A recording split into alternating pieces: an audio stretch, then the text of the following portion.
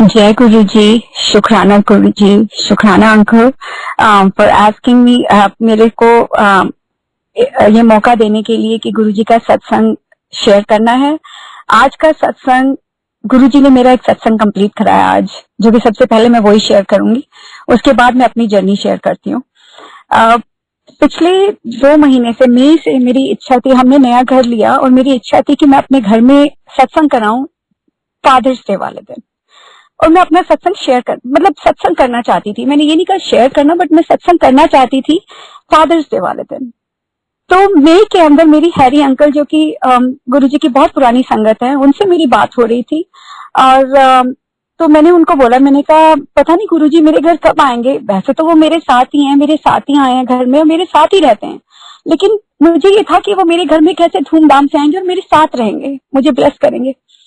तो उन्होंने मुझे बोला मई में कि अनु आंटी जून में आएंगे, सेकेंड वीक में, 18-19 को ऐसे आएंगे, 18 के करीब आएंगे वो। तो मैंने कहा हैरी अंकल वो तो बहुत देर है, मई है अभी, तो 2 महीने वेट, 1.5 महीना वेट करूं फिर तो कैसे होएगा। तो वो कहते हैं बस वैसे कभी भी कुछ भी करना हुआ ना पूरा हो जाता है। तो पर पता नहीं गुरु जी की मेहर हैगी, जब उन्होंने आना होगा आएंगे, बट मुझे लगता है कि वो तब आएंगे। तो मैंने उनको बोला, मैंने कहा मेरा बड़ा दिल था कि गुरुजी फादर्स डे वाले दिन आए मेरे घर में, लेकिन बहुत देर है, मैं सत्संग उसी दिन कराना चाहती थी, लेकिन अभी तो बहुत टाइम है। तो वो कहते चलो गुरुजी की मेहर, जब जो होएगा, गुरुजी की इच्छा। संगत जी, मैंने प्लान करना शुरू किया मई के अंदर कि गुरुजी आएंगे, गुरुजी आएंगे। मई की कोशिश करती रही, लेकिन डेट नहीं मिल रही थी मुझे घर में सत्संग करने के लिए। तो फाइनली मुझे 2 डेट्स मिली, 4, 5 और 25 जून की। मेरे हिसाब से मुझे लग रहा था कि फादर्स डे, मेरे को तो डेट भी नहीं ध्यान थी, मुझे लग रहा था सेकंड वीक में होता है, तो 12 या 13 वाले वीकेंड को ही फादर्स डे है। तो मैंने यहाँ पे गंगा आंटी को फोन किया और मैंने उनको बोला कि मेरे को सत्संग थोड़ा सा लेट नहीं हो सकता, 4-5 थोड़ा जल्दी है, हम 12-13 को। अपनी तरफ से मैं स्मार्ट बनने की कोशिश कर रही थी कि मैं फादर्स डे वाले वीकेंड पे करना चाहती, जो कि 12-13 को है। लेकिन गुरु जी तो हमारे फादर है, ही इज लाइक, उनको ज्यादा पता है कि कब क्या करना है। तो गुरुजी ने पहले, गुरुजी को पता था कि कब फादर्स डे, मुझे नहीं पता था। तो गंगा आंटी ने मुझे डेट दी 18 की। तो मैंने बोला कि चलो कोई बात नहीं, फादर्स डे वीकेंड के बाद ही है ना, 12-13 को वीक, अगर फादर्स डे है तो 18 तो फ्राइडे ही हुई ना, चलो कोई बात नहीं, जैसे गुरुजी की इच्छा। और 8 और 1 9, और मेरे एक्सीडेंट को 27 साल हो गए, क्योंकि 7 + 2 9 अगेन होता है, 7 और 2 9 होता है। तो मैंने बोला चलो कोई बात नहीं, जैसे गुरुजी की इच्छा, फ्राइडे है, चलो 18 को कर लेते हैं सत्संग। तो मेरे को बाद में जब ध्यान आया, मैं पता नहीं अपने भाई से बात कर रही थी और मैंने कहा अगर मेरी तो बहुत इच्छा थी फादर्स डे वाले दिन कराने के लिए, लेकिन नहीं हो पा रहा। तो वो कहता है अनु तेरे को पता है कि फादर्स डे कब है? मैंने बोला नहीं। कहता 30 को है। मैंने कहा ओहो, चल अच्छा हो गया ना, फ्राइडे को फादर्स डे पहले ही फादर मेरे घर आ जाएंगे, पहले ही गुरुजी मेरे घर फ्राइडे को ही आ जाएंगे फादर्स डे से पहले। और बड़ी इच्छा थी, तो शुक्राना करा गुरुजी का। मैंने हैरी अंकल को करा टेक्स्ट इनवाइट के लिए, तो हैरी अंकल ने राइट अवे बोला कि देखा मैंने मई में, उन्होंने मुझे याद कराया कि मैंने मई में तुझे क्या बताया था। मैंने कहा शुक्राना गुरुजी का कि उनको ज्यादा पता होता है। 18 को मेरे घर में सत्संग हुआ, शुक्राना गुरुजी का, शुक्र गुरुजी को, धूमधाम से गुरुजी मेरे घर में आए। और मेरी इच्छा थी कि मंजू शर्मा आंटी जो कि लाइव सिंगिंग करती है, तो मेरे को था कि मैं उनको अपने घर में लाइव सिंगिंग, लाइव सत्संग कराने का मेरी बहुत इच्छा थी।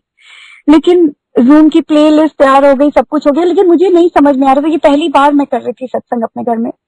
तो मैंने गंगा आंटी को बोला मंजू शर्मा आंटी आएंगी, चलो अब जूम सत्संग की प्ले लिस्ट तो तैयार हो गई है, चलो बाद में वो थोड़ा सा कर, लेकिन मेरे मन में इच्छा थी कि वो लाइव करें। देखो संगत जी कि गुरु जी कैसे करते हैं, पहली बार आई थिंक ऐसा हुआ, और सबने मुझे यही बोला कि कभी ऐसे होता नहीं है। जूम में हमने प्ले करना शुरू किया, प्ले लिस्ट प्ले हुई, पता नहीं क्या हुआ, पहली बार डिस्कनेक्ट हो गया, रुक गया सत्संग, टोटली रुक गया। कभी ऐसा नहीं होता, कुछ समझ नहीं आ रही थी क्या हुआ। हमने मंत्र जाप शुरू किया, मैंने मंजिल शर्मा आंटी को बोला आप मंत्र जाप शुरू करो, सबने करना शुरू किया।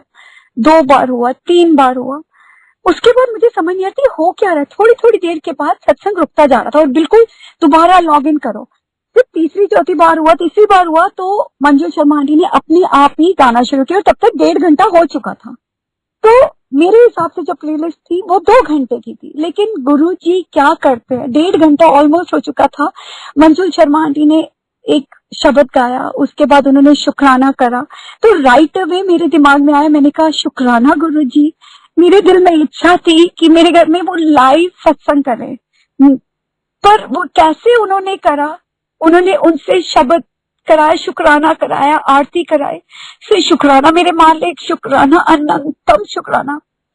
उसके बाद मेरा सत्संग इतना अच्छा हुआ, इतनी रौनक लगी, गुरुजी आए घर में, बहुत ही ब्लेस्ड सत्संग था। इट वाज लाइक कि गुरुजी हमारे साथ ही थे, हमारे अंग संग थे। गुरुजी की जोत अभी भी जल रही है मेरे घर में उस दिन से, और इतना अच्छा लगा। लेकिन फादर्स डे वाले दिन की भी मेरे मन में जो इच्छा थी, कल रात को, मैं न्यूयॉर्क से बोल रही हूँ, तो कल रात को यहाँ पे फादर्स डे शुरू हो गया था। मेरा फोन हमेशा बंद होता है, मैं हमेशा उसको वाइब्रेटर भी नहीं ऑन करती, लेकिन एकदम टोटली बंद कर देती हूँ फोन को। लेकिन कल पता नहीं गुरुजी ने क्या किया, मुझे नहीं पता। मैंने गोपाल सेठी अंकल का सत्संग हो रहा था, और मुझे सिंगापुर से इनवाइट आई थी, तो मैंने उनमें लॉग इन कर लिया। 12:05 पे शुरू हुआ, तो मैंने ऑन करके फोन के ऊपर बेड के पास रखा, और मेरी नींद लग गई, आंख लग गई। पता नहीं मैंने ऑन नहीं ऑफ किया नहीं किया, मुझे कुछ नहीं पता, थकी हुई थी, सो गई मैं, आंख लग गई। लेकिन मैं सुन रही थी सत्संग, नींद में भी जैसे तुम्हारी रूह सुन रही होती है, वैसे मैं सुन रही थी। 2:15 बजे के करीब एकदम से फोन बजा। मैंने बोला ये क्या हो गया एकदम से। मैंने फोन उठाया, मैंने लॉग ऑफ किया उस जूम सत्संग से, और मैंने राइट अवे फोन उठाया, और बड़े मंदिर से फोन था, कुणाल अंकल का। एंड उन्होंने राइट अवे का जय गुरु जी, मैंने बोला जय गुरु जी, और मैंने बड़े मंदिर का आई थिंक नंबर सेव करके रखा था। ये क्या था, उसमें बड़ा मंदिर लिखा हुआ था। मुझे कुणाल अंकल ने कॉल करी, लेकिन मेरा बड़ा मंदिर लिखा हुआ था। पता नहीं कैसे गुरु जी का क्या हुआ, मुझे नहीं पता, अभी तक मुझे समझ नहीं आया कि ये कैसे हुआ, क्या हुआ। और राइट अवे फोन आई, मैंने उनसे बात करी, उन्होंने कहा अनु आंटी आप सत्संग शेयर करोगे। अभी मैं आधी नींद में थी, 2:15 बजे थे, मुझे कुछ नहीं पता। राइट अवे मेरे दिमाग में आया, मैंने कहा अरे संडे है, ये तो फादर्स डे वाला दिन है। सो आज मेरा सत्संग गुरुजी ने कैसे कंप्लीट कराया कि मैं फादर्स डे वाले दिन गुरुजी को, जो कि मेरे फादर हैं, जिनकी कृपा से मैं जो हूँ आज, मैं जहाँ पे हूँ आज, अगर वो ना होते मेरी जिंदगी में तो मैं कुछ भी नहीं थी। तो शुक्राना मेरे मालिक, अनंतम शुक्राना। हैप्पी फादर्स डे गुरुजी। आप तो अगर मेरे को अगर अपनी शरण में ना लेते तो मैं कुछ भी ना होती। इसके बाद मैं अपनी जर्नी शेयर करती हूँ कि मैं गुरुजी से कैसे कनेक्ट हुई। मैं गुरुजी से, तो मैंने जो रूबरू मत्था टेका था गुरुजी को, वो 2016 में टेका था, लेकिन गुरुजी उससे पहले भी मेरे साथ में थे। मेरे को जब मैं ये बात है 1989 की बात है। ये मैं इंडिया में थी, तब मेरी शादी हुई थी संजीव से। संजीव अमेरिका में रहते थे, और गुरुजी कैसे प्लानिंग करते हैं हमें पता भी नहीं होता। मैं तो कभी सोचा भी नहीं था कि संजीव से मेरी शादी हो जाएगी। संजीव मेरे अंकल हैं, वो यहाँ से अमेरिका से इंडिया गए थे, और कहाँ पे माता की चौकी थी, हमने मिलना था, उन्होंने वहीं पे मिले, और राइट अवे ही उन्होंने सोचा कि अनु से ही शादी करनी है। और मेरे को था कि मैं तो पढ़ रही थी, नहीं करनी, बट एनीवे गुरुजी ने, उनकी प्लानिंग थी सारी। उस टाइम पे गुरुजी से जुड़ी नहीं थी, मैं माता रानी में बिलीव करती थी। तो संजीव के साथ मेरी शादी हुई, मेरा बेस्ट टाइम था जो 1 साल हमारा निकला। मैं प्रेग्नेंट हो गई, तो हमारे को उन दिनों में, जब मैं प्रेग्नेंट हुई, तो उन दिनों में मुझे नहीं पता था कि मैं प्रेग्नेंट हूँ। और मेरे को जहां भी हम सैर करने जाते थे, हम शिलोंग गए, दार्जिलिंग गए, हर जगह घूमने गए, मुझे सांप दिखा करते थे। मुझे नहीं पता कि क्या किस लिए था वो सांप, लेकिन अब अगर मुझे पता चलता तो मुझे लगता है उस टाइम पे गुरुजी मुझे ब्लेस कर रहे थे। मुझे नाग देवता दिखते थे, सांप दिखते थे, मैं भाग के आ जाती थी, और सबने मुझे बोला अनु तूने कोई मन्नत तो नहीं मांगी। मैंने कहा ना। तो कहते तू शिवलिंग पे जल चढ़ा के आ। और कहाँ पे हम जाते थे जंगलों में घूमने के लिए, कोई ना कोई शिव जी का मंदिर दिख जाता था, जल चढ़ाया। एक गुरुजी की ब्लेसिंग तो हमेशा मेरे साथ ही थी। जब मैं प्रेग्नेंट, जब श्रेया मन्नू का पता चला, मन्नू मेरा बेटा, जब मुझे पता चला कि मैं प्रेग्नेंट हो गई हूँ, कंफर्म्ड हुआ, तो उसके बाद मुझे सपने में पूरी रात सांप ही सांप दिखा करते थे। दीवारों पे चल रहे हैं, मेरे बेड पे छोटे छोटे सांप चल रहे, मेरे चारों तरफ सांप ही सांप होते थे। रात को मैं सुबह उठती थी, मैंने अपनी नानी को बोला, मैंने कहा नानी मेरे को सपने में सांप ही सांप क्यों दिखते हैं, पता नहीं, मुझे डर लगता है कि क्या कुछ है। कहते नहीं अनु तेनू शिव जी की ब्लेसिंग है, तेरा मुंडा होएगा। उस टाइम पे मुझे लगा पता नहीं ये ओल्ड है, इनको क्या पता, इनको ओल्ड लोगों को यही होता है कि बेटा बेटा चाहिए होता है, तो इसलिए मुझे ऐसे कह रही है कि तेरा बेटा होएगा। मैंने उनकी बात को मजाक में लिया। लेकिन मन्नू पैदा हुआ इंडिया के अंदर, तब तक संजीव अमेरिका वापस आ गए थे, क्योंकि संजीव ने यहाँ पे आके घर लेना था, सेटल करना था सब कुछ। तो उन्होंने कहा अनु मैं जाता हूँ अमेरिका, तेरे पेपर्स हो जाएंगे, तब तक तू आ जाना। लेकिन इसमें भी गुरुजी की प्लानिंग ही थी। गुरुजी के साथ मेरा वो जो 10 महीने मेरे इंडिया में निकले, वो बेस्ट थे संजीव के साथ। लाइक मेरे जो father in law, mother in law, उन्होंने मुझे सिर आंखों पे उठाया, इतना पैम्पर किया मुझे कि जैसे आगे पता था कि मेरी जिंदगी में क्या होने वाला है। मेरा बेटा 2 महीने और 22 दिन का था, ये नंबर याद रखे, 2 महीने एंड 22 दिन का था जब तक संजीव ने अपने बेटे को हाथ में नहीं उठाया था पहली बार। वो उन्होंने मिस करे थे 2 महीने और 22 दिन। और जब मैं अमेरिका पहले पहुंची थी 2 महीने और 22 दिन, तो संजीव ने जब पहली बार मन्नू को गोदी में उठाया था, उसके बाद हमारी जर्नी चल रही थी। संजीव की माम कहते हैं ना कि गुरु जी के मैंने सत्संग में व्याख्या में ही सुना हुआ है कि जब तक माँ बाप होते हैं, कई बच्चों के ऊपर कोई कष्ट नहीं आता, क्योंकि माँ बाप की ब्लेसिंग उनके सिर पे रहती है, उनका आशीर्वाद रहता है। तो संजीव के साथ भी यही था, उनकी मम्मी की ब्लेसिंग उनके सिर पे थी, क्योंकि उनको भी संजीव ने मांग मांग के लिया था। 8 साल के बाद पैदा हुए थे संजीव, बहुत मांगा था, बहुत मिन्नतें मांगी थी। संजीव की मम्मी की डेथ हुई जनवरी के अंदर 1994 में। संजीव को जाना पड़ा इंडिया। मैं उस टाइम श्रेया के साथ प्रेग्नेंट थी, और श्रेया को भी मैंने बहुत मांग मांग के लिया था। मैं माता रानी को उस टाइम इतना हाथ जोड़ती थी, मैं कहती थी माता रानी मेरा एक बेटा है, अगर दूसरा बेटा होगा तो मैं उसको हॉस्पिटल में छोड़ के आ जाऊंगी, मेरे को बेटी ही चाहिए, कुछ भी कर मुझे बेटी ही चाहिए। संगत जी, ये सबसे बड़ी गलती मैंने करी थी कि मैंने मांगा था, क्योंकि मुझे अब पता चलता है कि मांगना नहीं चाहिए, हमेशा मानना चाहिए। जो गुरु जी तुम्हें देते हैं जिंदगी में, छोटा बड़ा अच्छा बुरा जो देते हैं, हमें झोली पे ला के उसको लेना चाहिए, क्योंकि उन्हें पता होता है कि उसमें हमारे लिए क्या भलाई है। लेकिन हम बच्चे होते हैं, हमें पता नहीं चलता। उस टाइम पे मैं बहुत यंग थी, आई वाज लाइक 23 साल की थी मैं उस टाइम, 23-24 साल की थी, तो मेरे को पता नहीं था। तो मैंने बड़ा मांगा था गुरुजी से श्रेया को, जो मेरी बेटी।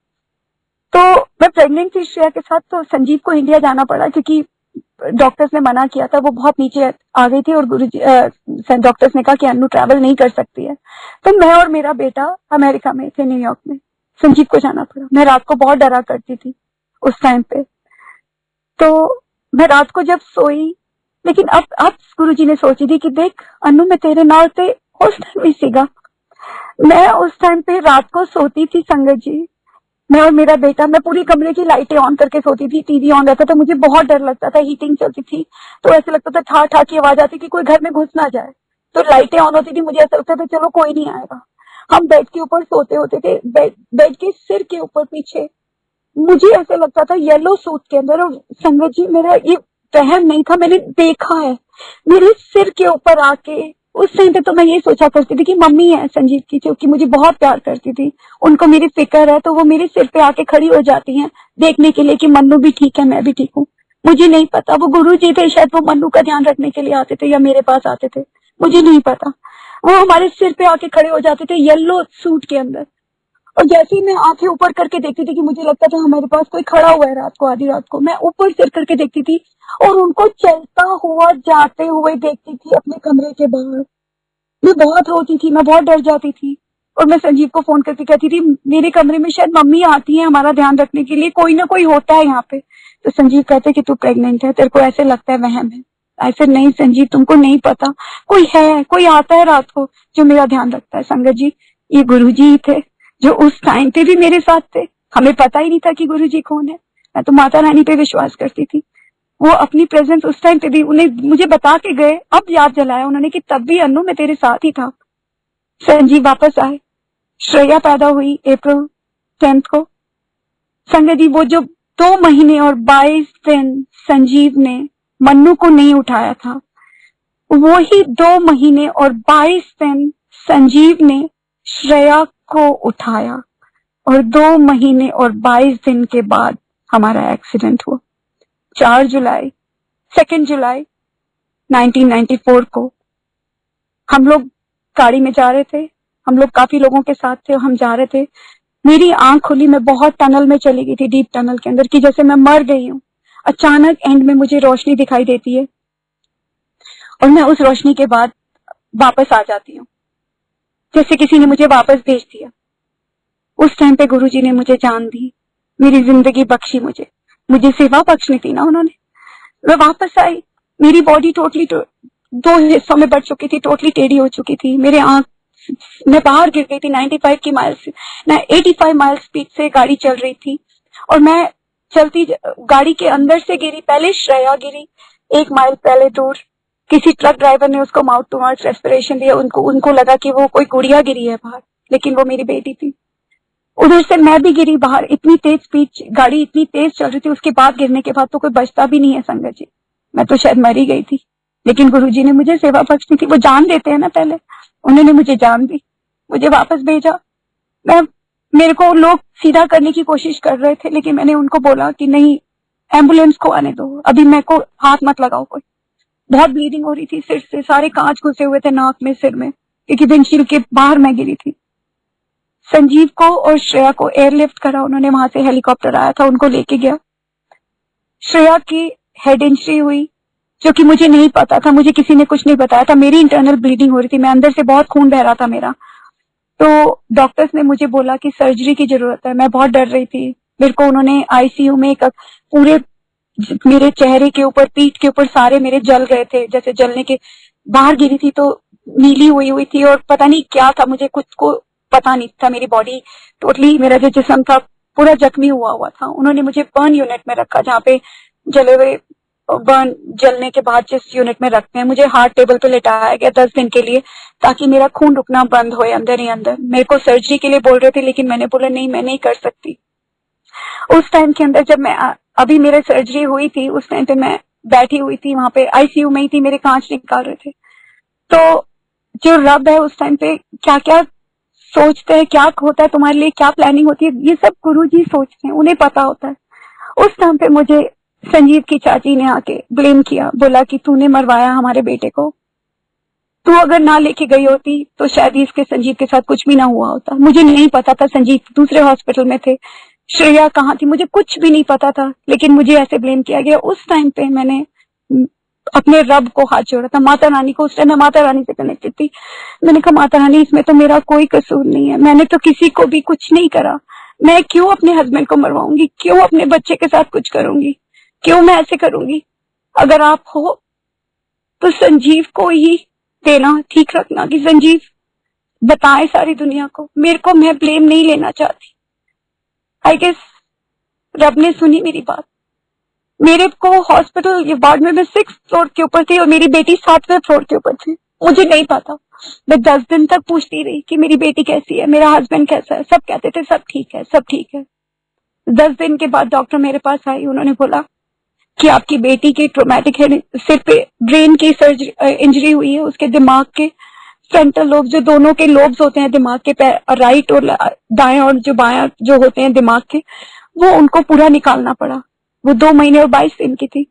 तो उन्होंने बोला कि ये अब टोटली, ये अब कुछ नहीं कर सकेगी, ना ये देख सकेगी, ना बोल सकेगी, ना चल सकेगी, तो इसको जाने दो, आप इसकी ट्यूब्स पुल कर दो, इसको जाने दो। उस टाइम पे मैंने उनको, डॉक्टर्स को बोला, मैंने कहा अगर मुझे किसी को जान देने का हक नहीं है तो मैं किसी की जान कैसे ले सकती हूँ। और तो मेरे हस्बैंड की, मेरे अंकल की जान है वो, मैं उनसे पूछे बिना कैसे इसको जाने दूं। मेरे माँ बाप ने भी नहीं देखा, मेरे मम्मी पापा ने, किसी ने भी नहीं देखा था। उनको भी, वो भी आ रहे थे अमेरिका, इंडिया से मेरा ध्यान रखने के लिए। तो मैंने बोला कि मैं कैसे कर सकती हूँ। तो उन्होंने कहा नहीं, उसको जाने दो, क्योंकि तुम्हारी लाइफ आगे बहुत टफ है। उनको पता था कि संजीव के साथ क्या हुआ है, मुझे तो कुछ पता ही था। मैंने बोला नहीं, मुझे अपनी बेटी को देखने दो पहले। जब मैं बेटी को देखने के लिए गई ऊपर संगत जी, वो छोटा सा जैसे ट्रांजिस्टर होता है ना, पूरी तार ही तारें, उसके मुंह पे वेंटिलेटर लगा हुआ था, उसको आंखें सूजी हुई थी, उसको सीजर्स हो रहे थे, उसको जैसे मिर्गी के दौरे पड़ते हैं उसको वो हो रहे थे। मुझे कुछ नहीं पता था, जैसे छोटा सा मैंने बच्चा उठा, मैं बहुत रोई। उस टाइम तक मेरे पास साईं बाबा की साई सच्चरिता पहुंच गई थी। मेरी कजन आई, वो मुझे कहते हैं अनुषा तेरे लिए ही आई थी, किसी और के लिए आई थी, पर पता नहीं किसने मेरे पास भेजी है, तो शायद तेरे पास पहुंचनी थी ये। गुरुजी को पहुंचा, गुरुजी ने साईं बाबा के रूप में मेरे पास आए, मेरे पास साई सच्चरिता पहुंची। मैं दिन रात वही पढ़ती थी। बाय द टाइम जब तक मैंने सोची भगवान नहीं डाली, गुरुजी नहीं डाली, बाबा नहीं डाली कि इस लड़की को जाने दे, जब तक मैंने सोचा कि हाँ अब इसकी ट्यूब्स पुल कर देते हैं, जाने देते हैं, तो बहुत देर हो चुकी थी। डॉक्टर्स ने कोशिश करी, लेकिन वो अपने आप सांस लेने लग गई। ये भी गुरुजी की कृपा थी। मुझे सेवा बख्शनी थी ना, मैंने मांगा था, तो मांगते नहीं है, मांगते हैं। तो उसके लिए गुरुजी ने उस बेटी को सांस अपने आप लेने लग गई थी, पर वो कोमा में थी अभी भी, उसको कुछ नहीं पता था उसके आसपास क्या हो रहा है।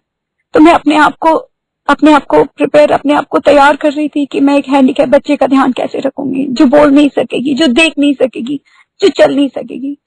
तब तक संजीव के घर वालों ने इंडिया के अंदर उन्होंने अनाथ आश्रम में बात कर ली थी। उन्होंने मुझे बोला तू अपनी बेटी को अनाथ आश्रम में भेज दे इंडिया, ताकि तू अपने हस्बैंड का ध्यान रख सके। मुझे नहीं पता था तब तक संजीव का क्या हाल है।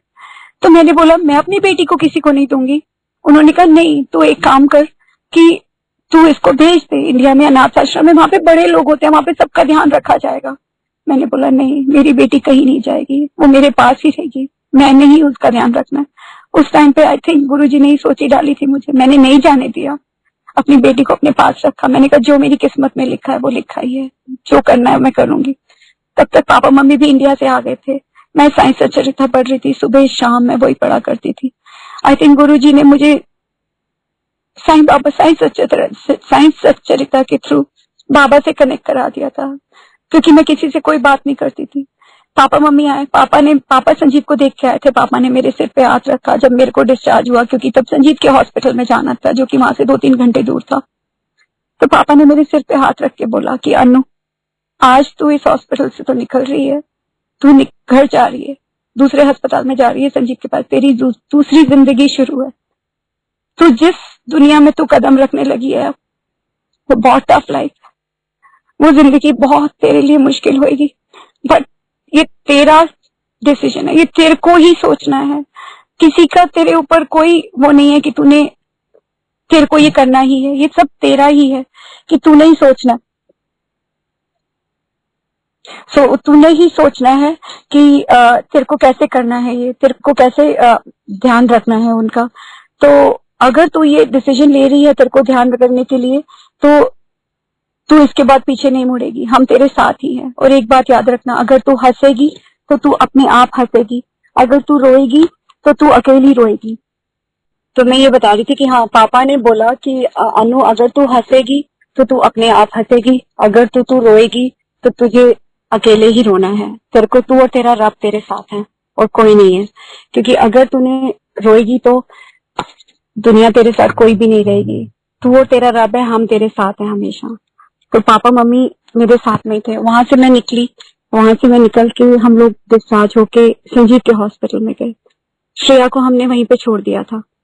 श्रेया के हॉस्पिटल में जाने के बाद संजीव के हॉस्पिटल में जब हम पहुंचे तो उन्होंने मुझे संजीव को नहीं देखने दिया। पहले सारे डॉक्टर्स तो सारे इकट्ठे थे, उन्होंने मुझे बोला कि संजीव को भी जाने दो, उनकी ट्यूब्स पुल करने के लिए मुझे बोला कि संजीव की गर्दन टूट गई है, C4-5 के ऊपर संजीव की चोट लगी है, वो कभी सांस नहीं ले सकेंगे, वो कभी चल फिर नहीं सकेंगे, उनके आधे लंग्स जो थे वो मर चुके थे, ARDS हो गया था उनको, और वो ऑक्सीजन पे रहेंगे और वो कभी घर नहीं जा सकेंगे, तो उनको भी जाने दो, उनकी लाइफ बहुत टफ है। उस टाइम पे मैंने बोला नहीं, संजीव को जीना पड़ेगा मेरे बच्चों के लिए, संजीव को मैं ठीक करूंगी। डॉक्टर्स ने तो मुझे श्रेया की ट्यूब्स पे पुल करने के लिए कहा था, लेकिन मैंने नहीं करी, तो वो अपने आप सांस लेने लग गई ना। तो मैंने बोला संजीव भी वैसे ही सांस ले लेंगे। मुझे अपने रब पे भरोसा था, मुझे बाबा पे भरोसा था। मैंने बोला कि नहीं, वो ठीक कर देंगे उनको, जैसे श्रेया को किया है वैसे संजीव को भी ठीक करेंगे। उन्होंने बोला नहीं होगा, ये ऐसे नहीं हो सकता, क्योंकि संजीव की गर्दन में रीढ़ की हड्डी कट चुकी है टोटली C4-5 के ऊपर, तो ये बहुत ऊंचा लेवल की गर्दन की चोट है, तो उनको वो कभी ठीक नहीं होंगे। मैंने बोला नहीं, उनको जीना पड़ेगा, उनको आपको छोड़ना होगा उसके। उन्होंने बोला आर यू श्योर, आप सोच लो। मैंने बोला हाँ, मैंने सोच लिया, उनको जीना ही होगा। मैंने उसके बाद जब मैं कमरे में गई संजीव के, तो संजीव को एक बिस्तरे पे लेटाया हुआ था कि जो दाई तरफ और बाई तरफ घूमता था हर 5 मिनट बाद, 10 मिनट के बाद, क्योंकि और संजीव के सिर के ऊपर उन्होंने वेट्स टांगे हुए थे गर्दन को सीधा रखने के लिए, और संजीव को वेंटिलेटर लगा हुआ था। संजीव को स्टेरॉइड्स दिए हुए थे। संजीव का जो वेट था वो कम से कम 550 पाउंड का हो गया था। बॉडी इतनी सूज गई थी संजीव की, संजीव बात नहीं कर सकते थे। एक बारी आंखें ऐसे बंद करते थे तो इसका मतलब हाँ, 2 बारी आंखें बंद करते थे तो इसका मतलब ना। संजीव ने आंखों ही आंखों से मेरे से पूछा कि बच्चे कहाँ हैं, सब ठीक है, तू कहाँ पे थी इतने दिन तक। जैसे आंखों ही आंखों से बात कर रहे थे मेरे साथ। तो मैंने उस टाइम झूठ बोला। मैंने बोला कि बच्चे सब ठीक हैं, मैं भी ठीक थी, थोड़ी सी चोटें ही तो लगी है मुझे, सब ठीक है, तुम भी ठीक हो जाओगे, हम घर चलेंगे, बस थोड़े दिन की बात है, तुम ठीक हो जाओगे, तुमको लड़ना ही है, तुमको ठीक होना ही है हम सब के लिए। संगत जी, मुझे नहीं पता मैं क्यों झूठ बोल रही थी, पता नहीं रब ने मुझे कहां से हिम्मत दी थी। मैं कमरे से बाहर आई, मैं बहुत जोर जोर से चिल्ला चिल्ला के रोई। उस टाइम मैंने बाबा को हाथ जोड़े थे, माता रानी को हाथ जोड़े थे। मैंने कहा कि अगर आपने अगर किसी को मेरे घर से लेके जाना है, मेरे बच्चे ले जाओ, लेकिन संजीव को छोड़ दो मेरे लिए, मेरे बच्चों के लिए। मैं उसकी सेवा करूंगी, मैं संजीव की पोटी भी सफा करूंगी, नहलाऊंगी धुलाऊंगी, सब कुछ करूंगी, मैं संजीव को घर लेके जाऊंगी। मैंने उस टाइम रब से वादा किया था कि मैं संजीव को घर लेके ही जाऊंगी। तो प्लीज आप संजीव को छोड़ दो मेरे लिए, संजीव को छोड़ दो, मेरे को सेवा बख्शो। संजय जी, गुरु जी ने मुझे वो सेवा बख्शी। मैंने मांगा था सेवा करने के लिए। संजीव ने धीरे धीरे ठीक होना शुरू किया। 3-4 महीने के बाद संजीव को दूसरे अस्पताल में मूव करा। संजीव की सर्जरी हुई। श्रेया को भी हम उसी अस्पताल में, उसके पास वाले सेम शार्लेट्सविल में ले आए थे।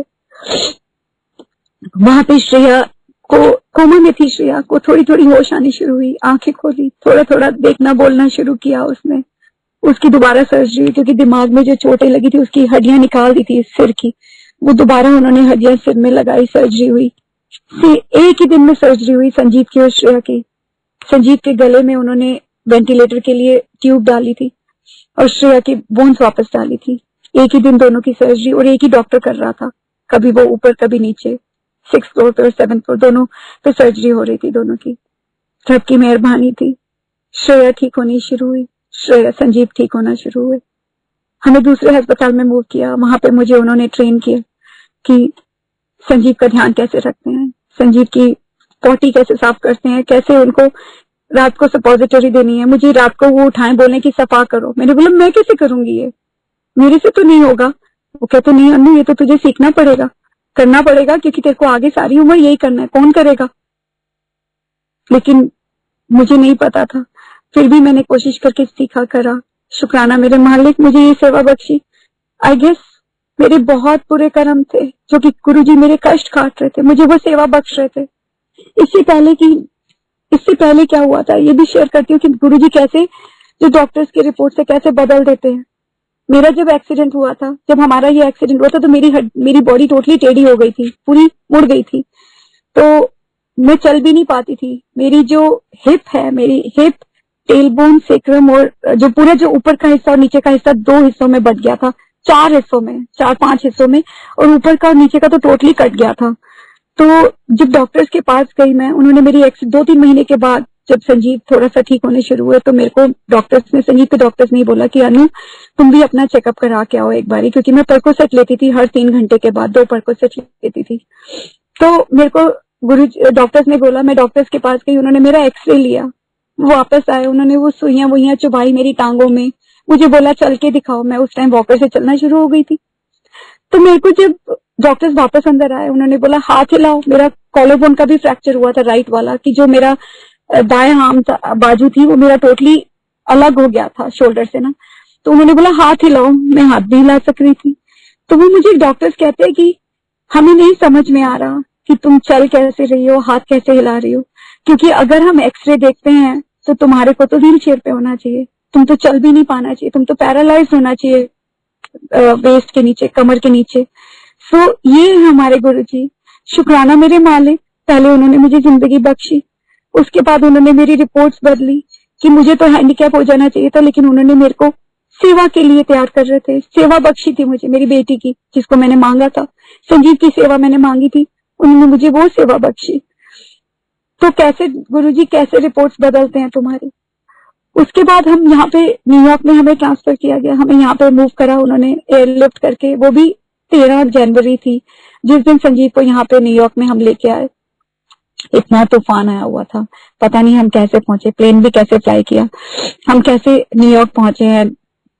यहाँ से 4-5 घंटे दूर प्लेन को लैंड किया, वहां से हम एम्बुलेंस में ड्राइव करके आए, रात को पहुंचे।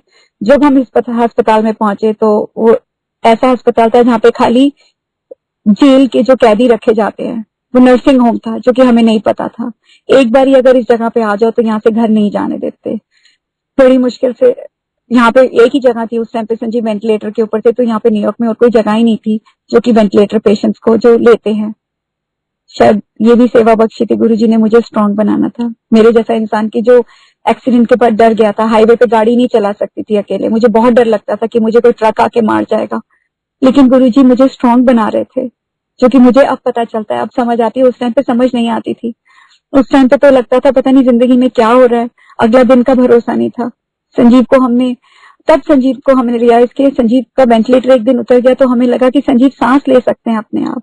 तो हमने शुक्राना करा गुरुजी का, साईं बाबा का। उस टाइम पे मैं बाबा में विश्वास करती थी और माता रानी पे करती थी, लेकिन गुरुजी उनके थ्रू ही मेरे साथ थे। तो उस टाइम पे संजीव का वेंटिलेटर किसी तरीके से निकाला। 1 घंटे, 2 घंटे, 4 घंटे, 10 घंटे, 24 घंटे संगत जी संजीव ने अपने आप सांस लेना शुरू किया। तो संजीव को जब घर लेने जाने का टाइम आया तो मैंने अस्पताल वालों को बोला कि मुझे संजीव को घर लेके जाना है। वो मुझे कहते आप नहीं ले जा सकते संजीव को, क्योंकि आपकी ऑलरेडी एक बेटिया है जो कि हैंडीकैप है, आपने उसका पूरा ध्यान रखना है, तो आप 2 बंदों का कैसे ध्यान रखोगे। मैंने कहा मैं कर लूंगी। उन्होंने कहा नहीं, हम नहीं जाने दे सकते ये, हम, क्योंकि उनके तो पैसे बन रहे थे $1000 रोज का, तो वो कहते हम नहीं जाने देंगे। मुझे सेनेटर से बात करनी पड़ी, यहाँ पे गवर्नमेंट के थ्रू जाना पड़ा। डॉक्टर वहां की बहुत अच्छी थी, उसने मेरी हेल्प मदद करी। तो हम संजीव को, उन्होंने बोला नर्सेस का इंतजाम करो तुम, जो तुम्हारे पास 24 घंटे नर्स होनी चाहिए। तो संगत जी 2 दिन में कैसे हो सकता है, लेकिन अगर गुरुजी तुम्हारे साथ है तो वो भी हो जाता है। मैंने फोन कॉल करी, अस्पताल का बेड आ गया, ऑक्सीजन वेंटिलेटर आ गया, पता नहीं कैसे नर्स का भी इंतजाम हो गया। 16 घंटे की नर्स उन्होंने मुझे दी। पता नहीं कहाँ से मुझे इतनी अच्छी नर्सेस मिल गई, जो कि 2-3 साल के लिए मिली थी। उसके बाद तो मैंने सब खुद ही करना शुरू कर दिया था। 2-3 साल की हेल्प के लिए उन्होंने मुझे नर्सेस भी दी। नर्सेस ने आके ध्यान रखना शुरू किया। सारा संजीव घर आ गए। तो वो भी रक्षाबंधन का दिन था, जिस दिन संजीव गुरु पूर्णिमा थी, जिस दिन संजीव घर आए थे अगस्त के अंदर। वो भी उनकी ब्लेसिंग ही थी। कैसे संजीव घर आए, बहुत ही खुशी हुई। संजीव घर आए, उसके बाद संजीव का पापा मम्मी को वापस इंडिया जाना पड़ा, और मैं, संजीव, श्रेया और मनु, हम 4 जने थे। नर्सेस थी ध्यान रखने के लिए संजीव को। लेकिन पता नहीं गुरुजी ने कहाँ से हिम्मत दी थी मुझे। मेरे अंदर मेरी बहुत ब्लीडिंग होनी शुरू हो गई थी, जो कि मैं किसी को बता नहीं रही थी। मुझे ऐसा लग रहा था कि अगर मैं बताऊंगी तो मेरे को फिर से सर्जरी कर देंगे डॉक्टर। मैं छुपा रही थी। मेरी कम से कम 10 महीने तक ऐसे तक मेरे साथ चल रहा था, लेकिन फाइनली मेरे को चक्कर आने शुरू हो गए। मेरे को एकदम आंखों के सामने अंधेरा आ जाता था, तो मुझे बताना पड़ा। तो मुझे संजीव को मैंने बताया, तो संजीव ने फिर पापा मम्मी को सबको बोला कि ऐसे ऐसे अनु के साथ हो रहा है, इसको डॉक्टर के पास जाना चाहिए। तो मैं डॉक्टर के पास गई। डॉक्टर ने मुझे चेक किया। उन्होंने बोला कि मेरे आई थिंक फाइब्रॉइड्स हो गए हैं या क्या हुआ है। तो टेस्ट भी हुए थे मेरे, आई थिंक ये बात की बात है, बट उन्होंने मुझे बी कॉम्प्लेक्स दिया, स्ट्रेस के साथ है। उन्होंने बोला काफी टेंशन है उसकी वजह से, तो वाइटामिन वगैरह दिए, तो उससे थोड़ा सा ठीक हुआ। मेरा वेट भी बहुत लूज हो गया था, बट आई गेस ये तो चलता ही है जिंदगी के अंदर। बट जो सेवा बख्शी हुई थी वो सेवा कर रही थी, गुरुजी से, बाबा से कनेक्टेड थी मैं। तब मैं संजीव को कहा करती थी कि संजीव जब तुम ठीक हो जाओगे ना तो हम शिरडी मंदिर चलेंगे। तो संजीव ने कहा मैं कैसे जाऊंगा। मैंने कहा तुमको पता नहीं है, बाबा है ना, वो देखो सब कुछ ठीक ठीक कर रहे हैं, सब कुछ थर्सडे को ही होता है। सर्जरी भी थर्सडे को हो रही थी, हम मूव भी कर रहे थे थर्सडे को, सब कुछ थर्सडे को ही होता था मेरे साथ जिंदगी में। संजीव की सर्जरी हुई, श्रेया बीमार हुई, तो सब कुछ। तो मैं कहती थी नहीं संजीव तुम्हें बाबा के पास लेके चलूंगी शिरडी में। संजीव ने कहा तेरा दिमाग खराब है, मैं नहीं जा सकूंगा। मैंने कहा चलो देखते हैं बाबा क्या करते हैं। संगत जी बाबा को पता था कि मैं नहीं आ सकती, संजीव नहीं आ सकते, मुझे नहीं पता था, लेकिन बाबा को तो पता था ना। मेरे घर के बाहर, ये कोइंसिडेंस नहीं है, बाबा मेरे घर के बाहर कि मैं चल के जा सकती थी, शिरडी बाबा का मंदिर खुल गया। कैसे खुला, कैसे प्लानिंग हुई, कहाँ से हुआ, ये तो बाबा ही जानते हैं। वो ही मेरे पास आ गए। उनको पता था कि मैं तो इंडिया नहीं ले जा सकूंगी संजीव को, लेकिन वो मेरे पास पहुंच गए। तो संगत जी बाबा कैसे ध्यान रखते हैं छोटी छोटी चीजों का। संजीव मैं तो बहुत खुश, मैं तो जैसे कि मुझे जिंदगी की सारी खुशी मिल गई कि बाबा मेरे पास आके। मैं बाबा के पास मत्था टेकने जाती थी। जब मेरे जिंदगी में कुछ होता था मैं भागती थी, मंदिर भागती थी। बीमार कुछ भी प्रॉब्लम होती थी, श्रेया बीमार हुई, श्रेया की सर्जरीज हुई, 3 सर्जरियां हुई। मन्नू को मुझे इंडिया भेजना पड़ा 2 साल के लिए पापा मम्मी के पास। श्रेया यहाँ पे बीमार हो गई थी, उसकी 3 सर्जरीज हुई थी, उसकी गर्दन में पानी भर गया था, सिस्ट हो गया था स्पाइनल कॉर्ड में, तो 3 सर्जरी करानी पड़ी उसकी, 96, 97, 98, तीनों साल उसकी हुई। तो मन्नू को 98 में वापस बुलाया वहां से, इंडिया से, कि श्रेया के साथ थोड़ा, श्रेया चलने लग गई थी, बातें करने लग गई थी, तो जैसे बच्चा ये मैं थोड़े सा देर धीरे कर रही थी। गुरुजी सेवा बख्श रहे थे मुझे। मेरे घर में कंजके होती थी संगत जी, आप विश्वास करोगे, सुबह से लेकर रात तक, मुझे नहीं पता नहीं, खुला लंगर होता है ना जैसे, वैसे होता था। 2 बार कंजके होती है, दोनों बार गुरुजी मुझे वो सेवा बख्श रहे थे। सब बच्चे आते थे मेरे घर में, छोटी छोटी कंजके आती होती थी, लंगर होता था, कुछ कभी सोचा ही नहीं था कि ये भी सेवा ही थी। मुझे अब लगता है कि गुरुजी ने वो सेवा मुझे बख्शी हुई थी, तो शुक्राना मेरे मालिक। उसके बाद हमारी जिंदगी चल रही थी। मेरी गुरुजी मुझे हेल्थ बख्श रहे थे। मेरे को मैमोग्राफी के लिए गई तो मेरे को ब्रेस्ट में मेरे सिस्ट हो गए थे। गुरुजी ने बोला, डॉक्टर्स ने बोला कि इसको बायोप्सी के लिए जाना पड़ेगा, शायद कैंसर है इसको, ब्रेस्ट कैंसर हो गया। मैं हाथ जोड़ा करती थी, बाबा के पास रोया करती थी जाके, मुझे बायोप्सी नहीं करानी, मुझे सुइयां नहीं घुसानी अपने अंदर। तो संगत जी उसके बाद मेरे को बायोप्सी, मैंने दोबारा टेस्ट कराने के लिए गई, पता नहीं क्या हुआ, आई हैव नो आइडिया, मुझे पता नहीं गुरुजी, बाबा ने कैसे करा, गुरुजी ने कैसे करा, मुझे बायोप्सी की जरूरत ही नहीं पड़ी। मेरे यूट्रस में कैंसरस सेल्स हो गए थे, प्री कैंसरस सेल्स हो गए थे। डॉक्टर्स ने बोला इसको सर्जरी करानी पड़ेगी, हम इसको कर देंगे, दवाई लगा देंगे, अंदर कर देंगे, इसको क्योर कर देंगे, हम सर्जरी के बाद ही, बायोप्सी के बाद ही पता चलेगा। संगत जी तभी मैं बाबा के पास गई, मंदिर में बहुत रोई थी, बाबा को हाथ जोड़ा, बाबा मुझे सर्जरी नहीं करानी। मेरी पूरी स्केड्यूल हो गई थी सर्जरी, लास्ट मिनट के ऊपर गुरुजी ने सोची डाली। मैंने जाके उनको हाथ जोड़, डॉक्टर्स को लास्ट मिनट पे कैंसिल करा। मैंने कहा अगले साल सोचेंगे। उन्होंने कहा अनु तो बहुत बड़ा चांस ले रही है कि अगर कल को कुछ हो गया तो। मैंने बोला बाबा है ना मेरे, सब ठीक होएगा। उनको तो नहीं कहा, पर मेरे मन में था कि मेरे साथ मेरे बाबा हैं। मुझे पूरा विश्वास था उस टाइम पे, मेरे गुरुजी थे मेरे साथ, मेरे बाबा थे, मुझे कुछ हो ही नहीं सकता था क्योंकि गुरुजी ने मुझे सेवा बख्शी हुई थी। अगर वो मेरे कर्म है ना, कि मेरे को जो चीज है वो 10% तो भुगतनी पड़ती है, 90% तो गुरुजी अपने ऊपर ले लेते हैं। उस टाइम के ऊपर भी छोटी छोटी जो प्रॉब्लम्स आती थी वो गुरुजी, वो मुझे तो सहनी थी, पर गुरुजी मुझे पॉजिटिव बना रहे थे क्योंकि वो मेरे साथ में थे। 2008 के अंदर, मुझे 12 साल हो गए थे इंडिया गए हुए, 2008 में, वो भी गुरुजी की महासमाधि के टाइम पे ही आई थिंक मेरा इंडिया में चक्कर लगा। तब मैंने गुरुजी का नाम सुना था कि सारे गुरुजी गुरुजी कर रहे हैं, तो मैं कहती थी लोग कितने पागल हैं, कभी कौन से भगवान कौन से, अरे बाबा है ना, बाबा है, माता रानी है, ये गुरुजी के चक्रों में कहाँ पड़ गए हैं। मुझे नहीं पता था, माफी गुरुजी, उस टाइम पे मुझे नहीं पता था कि गुरुजी हमारे महाशिव है, हमारे दाता हैं, वो ही तो कराते हैं, जो करते हैं वही तो हमारी रक्षा करते हैं। फिर नादान बच्चे की तरह मुझे नहीं पता था। मैंने गुरुजी के बारे में, तब मैंने गुरुजी को मथा भी नहीं टेका। मैंने कहा पता नहीं लोग पागल है, किस किनके चक्रों में पड़े रहते हैं। मैं वापस आई, उस टाइम पे पता नहीं मुझे गुरुजी ने इंडिया बुलाना ही था मथा टिकाने के लिए, शायद उनकी ब्लेसिंग्स देनी थी, उन्होंने मुझे अपनी ब्लेसिंग्स देनी थी। मैं वापस आई 2008 में। संजीव थोड़ा बीमार होने शुरू हो गए थे, संजीव का वेंटिलेटर तो उतर ही गया था, तो संजीव थोड़ा बीमार होना शुरू हो गए थे। संजीव के जो हिप के ऊपर है जहाँ पे बैठते हैं, वो आई थिंक हवा, कुशन में से हवा निकल गई थी, तो संजीव के थोड़ा सा जख्म हो गया था नीचे बट के ऊपर, तो ये हिप के ऊपर जहाँ पे बैठते हैं ना, वहां पे तो थोड़ा सा जख्म हो गया था। डॉक्टर के पास लेके गए, डॉक्टर ने कहा कोई बात नहीं, थोड़ी दवाई लगा दो, ठीक हो जाएगा। हमें नहीं पता था, संजीव और बीमार होना शुरू हुए 2009 के अंदर। संगत जी संजीव का 50th बर्थडे था, सरप्राइज बर्थडे मैंने किया था, पता नहीं वो भी कैसे किया मुझे नहीं पता। आई गेस गुरुजी के, संजीव के बीमार होने से पहले, मेरे अंकल के बीमार होने से पहले ये सेलिब्रेशन थी, वो भी हमने करा संजीव के लिए, कैसे 2-4 दिन में करा। संजीव बीमार होना शुरू हो गए थे तब, लेकिन हमें पता नहीं चल रहा था। दिसंबर के अंदर, संजीव के बर्थडे के बाद, नवंबर दिसंबर की बात है कि संजीव ने एकदम से रिस्पॉन्ड करना बंद कर दिया। संजीव को कुछ पता नहीं था क्या बोल रहे हैं, क्या कर रहे हैं। संजीव से हम पूछते थे आज का दिन क्या है, संजीव खाली देखते जा रहे थे। संजीव का, मुझे लगा कि उस टाइम पे मशीन भी नहीं थी घर पे, कुछ भी नहीं था, सॉरी संगत जी, उस टाइम पे ब्लड प्रेशर मशीन भी नहीं थी घर पे, कुछ भी नहीं था। तो मुझे समझ नहीं आ रही थी कि क्या करना है। डॉक्टर को फोन किया, जो कि मेरे घर से आधा पौना घंटा दूर है। डॉक्टर को फोन किया, डॉक्टर ने कहा ठीक है मैं एम्बुलेंस भेज रहा हूँ, तुम संजीव को लेके आ जाओ। मैंने बोला ठीक। संजीव का जिस्म एकदम ठंडा पड़ गया था।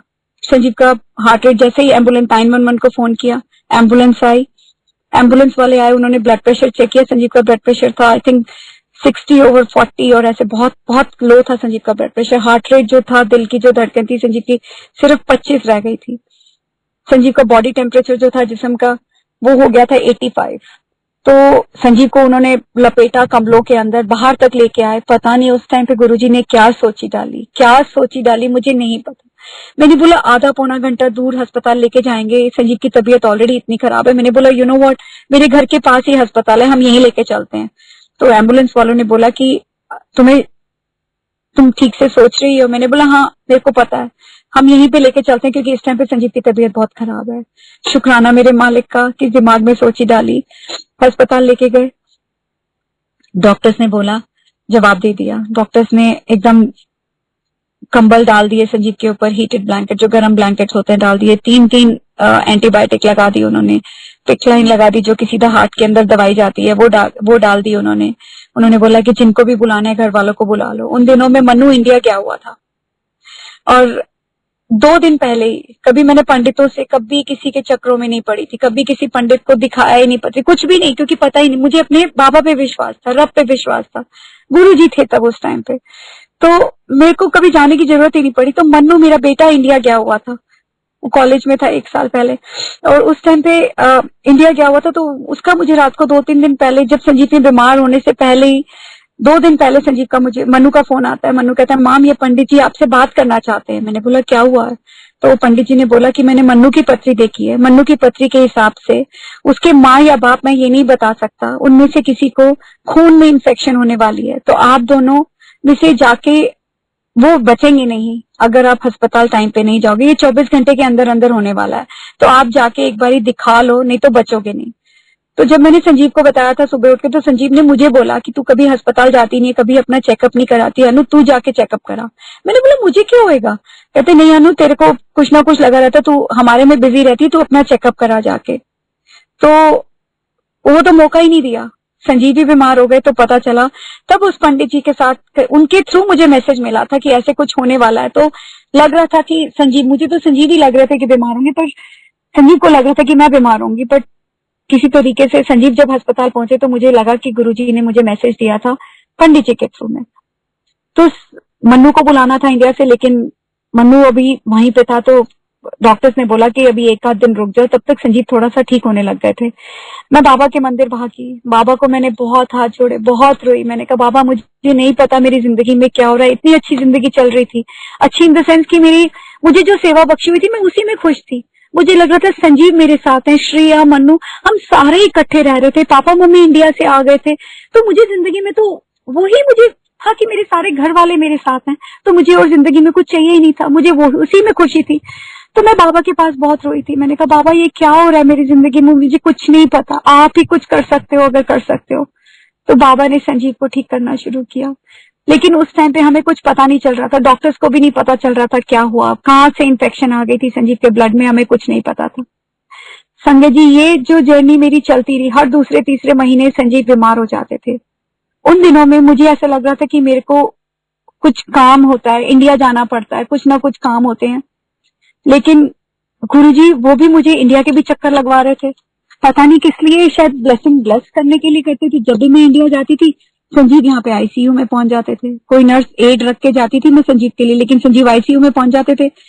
मैं इंडिया में जाती थी, बाबा के मंदिर में जाती थी, मत्था टेकती थी। अब मुझे नहीं पता कि मैं इंडिया क्यों जाती थी, किस लिए गुरुजी मुझे बुलाते थे इंडिया में, लेकिन यहाँ पे संजीव वापस आती थी, वही संजीव की सेवा होती थी 2-3 हफ्ते 3 महीने, फिर संजीव अस्पताल पहुंच जाते थे। संगत जी उससे पहले इन बिटवीन बीच में क्या हुआ कि संजीव के जो फादर थे वो हार्ट पेशेंट थे और वो इंडिया में रहते होते थे। वो 6 महीने 7 महीने वहां रहते थे, 4-5 महीने अमेरिका आ जाते थे रहने के लिए हमारे पास। संजीव की बहन रहती थी, उनके पास आके रहते थे, हमको मिलने आते होते थे।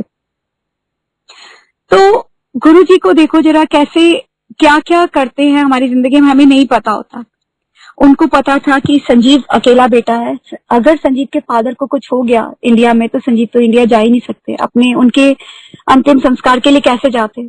डैडी यहाँ पे आए, सैर करने गए, उनको चोट लगी, गाड़ी से एक्सीडेंट हुआ, गुरुजी ने अपनी शरण में लिया, वो भी अमेरिका में ही, क्योंकि उनको पता था कि संजीव अपना उनका जो अंतिम संस्कार है संजीव अपने हाथों से कर सके, संजीव और मन्नू अपने हाथों से कर सके यहाँ पे अमेरिका में। अगर यही चीज अगर इंडिया में हुई होती तो संजीव तो जा ही नहीं सकना था। संजीव ने वो चीज अपनी मम्मी की जैसे डेथ के लिए इंडिया में हुई थी, तो फादर की अगर इंडिया में हो जाती तो संजीव जा ही नहीं सकते थे। तो गुरुजी कैसे प्लान करते हैं, उन्होंने डैडी को अपनी शरण में लेना था, अपने चरणों में लेना था, तो अमेरिका में लाके किया ताकि संजीव अपना हक अदा कर सके। संजीव के डैडी की डेथ के बाद मैं और उस टाइम पे भी एड का एकदम से इंतजाम हो गया था, मैं और मन्नू इंडिया गए थे। तो डैडी की विल वगैरह खुलनी थी, बट गुरुजी कहते हैं कभी किसी के बारे में बुरा मत करो, अगर कुछ होता है उसमें भी हमारा अच्छा ही होता है संगत जी, और जो कुछ सोच ही देते हैं वो गुरुजी ही देते हैं। गुरुजी अगर मैं कुछ बुरा बोलूं तो मुझे रोक देना। तो हम लोग जब वहां पे गए डैडी की, उसके बाद तो डैडी की विल नहीं खोली। डैडी ने जो प्रॉपर्टीज देनी थी वो कुछ भी उसमें से संजीव का जो हक था, लाइक घर वालों ने जैसे भी किया संजीव को नहीं मिला। गुरुजी ने सोची थी, उन्होंने बोला कि पावर ऑफ अटर्नी संजीव को बोला अपनी बहन के नाम पे दे दे ताकि हम जो कुछ भी कर लेंगे। लेकिन संजीव के और मेरे दिमाग में, संजीव के दिमाग में क्या सोची डाली गुरुजी ने। संजीव ने कहा अगर मैं दूंगा तो खाली अपनी बीवी को दूंगा, मैं किसी और को नहीं दूंगा। गुरुजी को पता था इसमें ही हमारी भलाई है, उन्होंने नहीं करने दिया। वो संजीव ने नहीं किया, शायद उनको अपने बेटे के हक के लिए लड़ना था, तो संजीव ने बिल्कुल मना कर दिया इस बात के लिए। जो कुछ भी किया गुरुजी कर रहे थे, उनकी प्लानिंग चल रही थी, लेकिन हमें उस टाइम समझ नहीं आ रहा था। हम बहुत दुखी हो रखे थे कि घर वाले इतना क्यों तंग कर रहे हैं। फाइनेंशियली हमारे को पैसों की भी जरूरत थी, हमारा घर कैसे चल रहा था मुझे नहीं पता, गुरुजी चलवा रहे थे, गुरुजी ही सब कुछ कर रहे थे। कैसे इंतजाम होता था, कैसे होता था, सब उनको पता है कि कैसे मैं अपना घर किसी के सामने, उन्होंने मुझे कभी हाथ नहीं पहनाने दिया, कभी नहीं करने दिया मुझे। चाहे अपना सोना जो था मेरे पास मैंने बेच दिया चुपचाप जाके। कैसे चल रहा था मुझे नहीं पता संगत जी, मुझे नहीं पता कि कैसे मैं घर चला रही थी।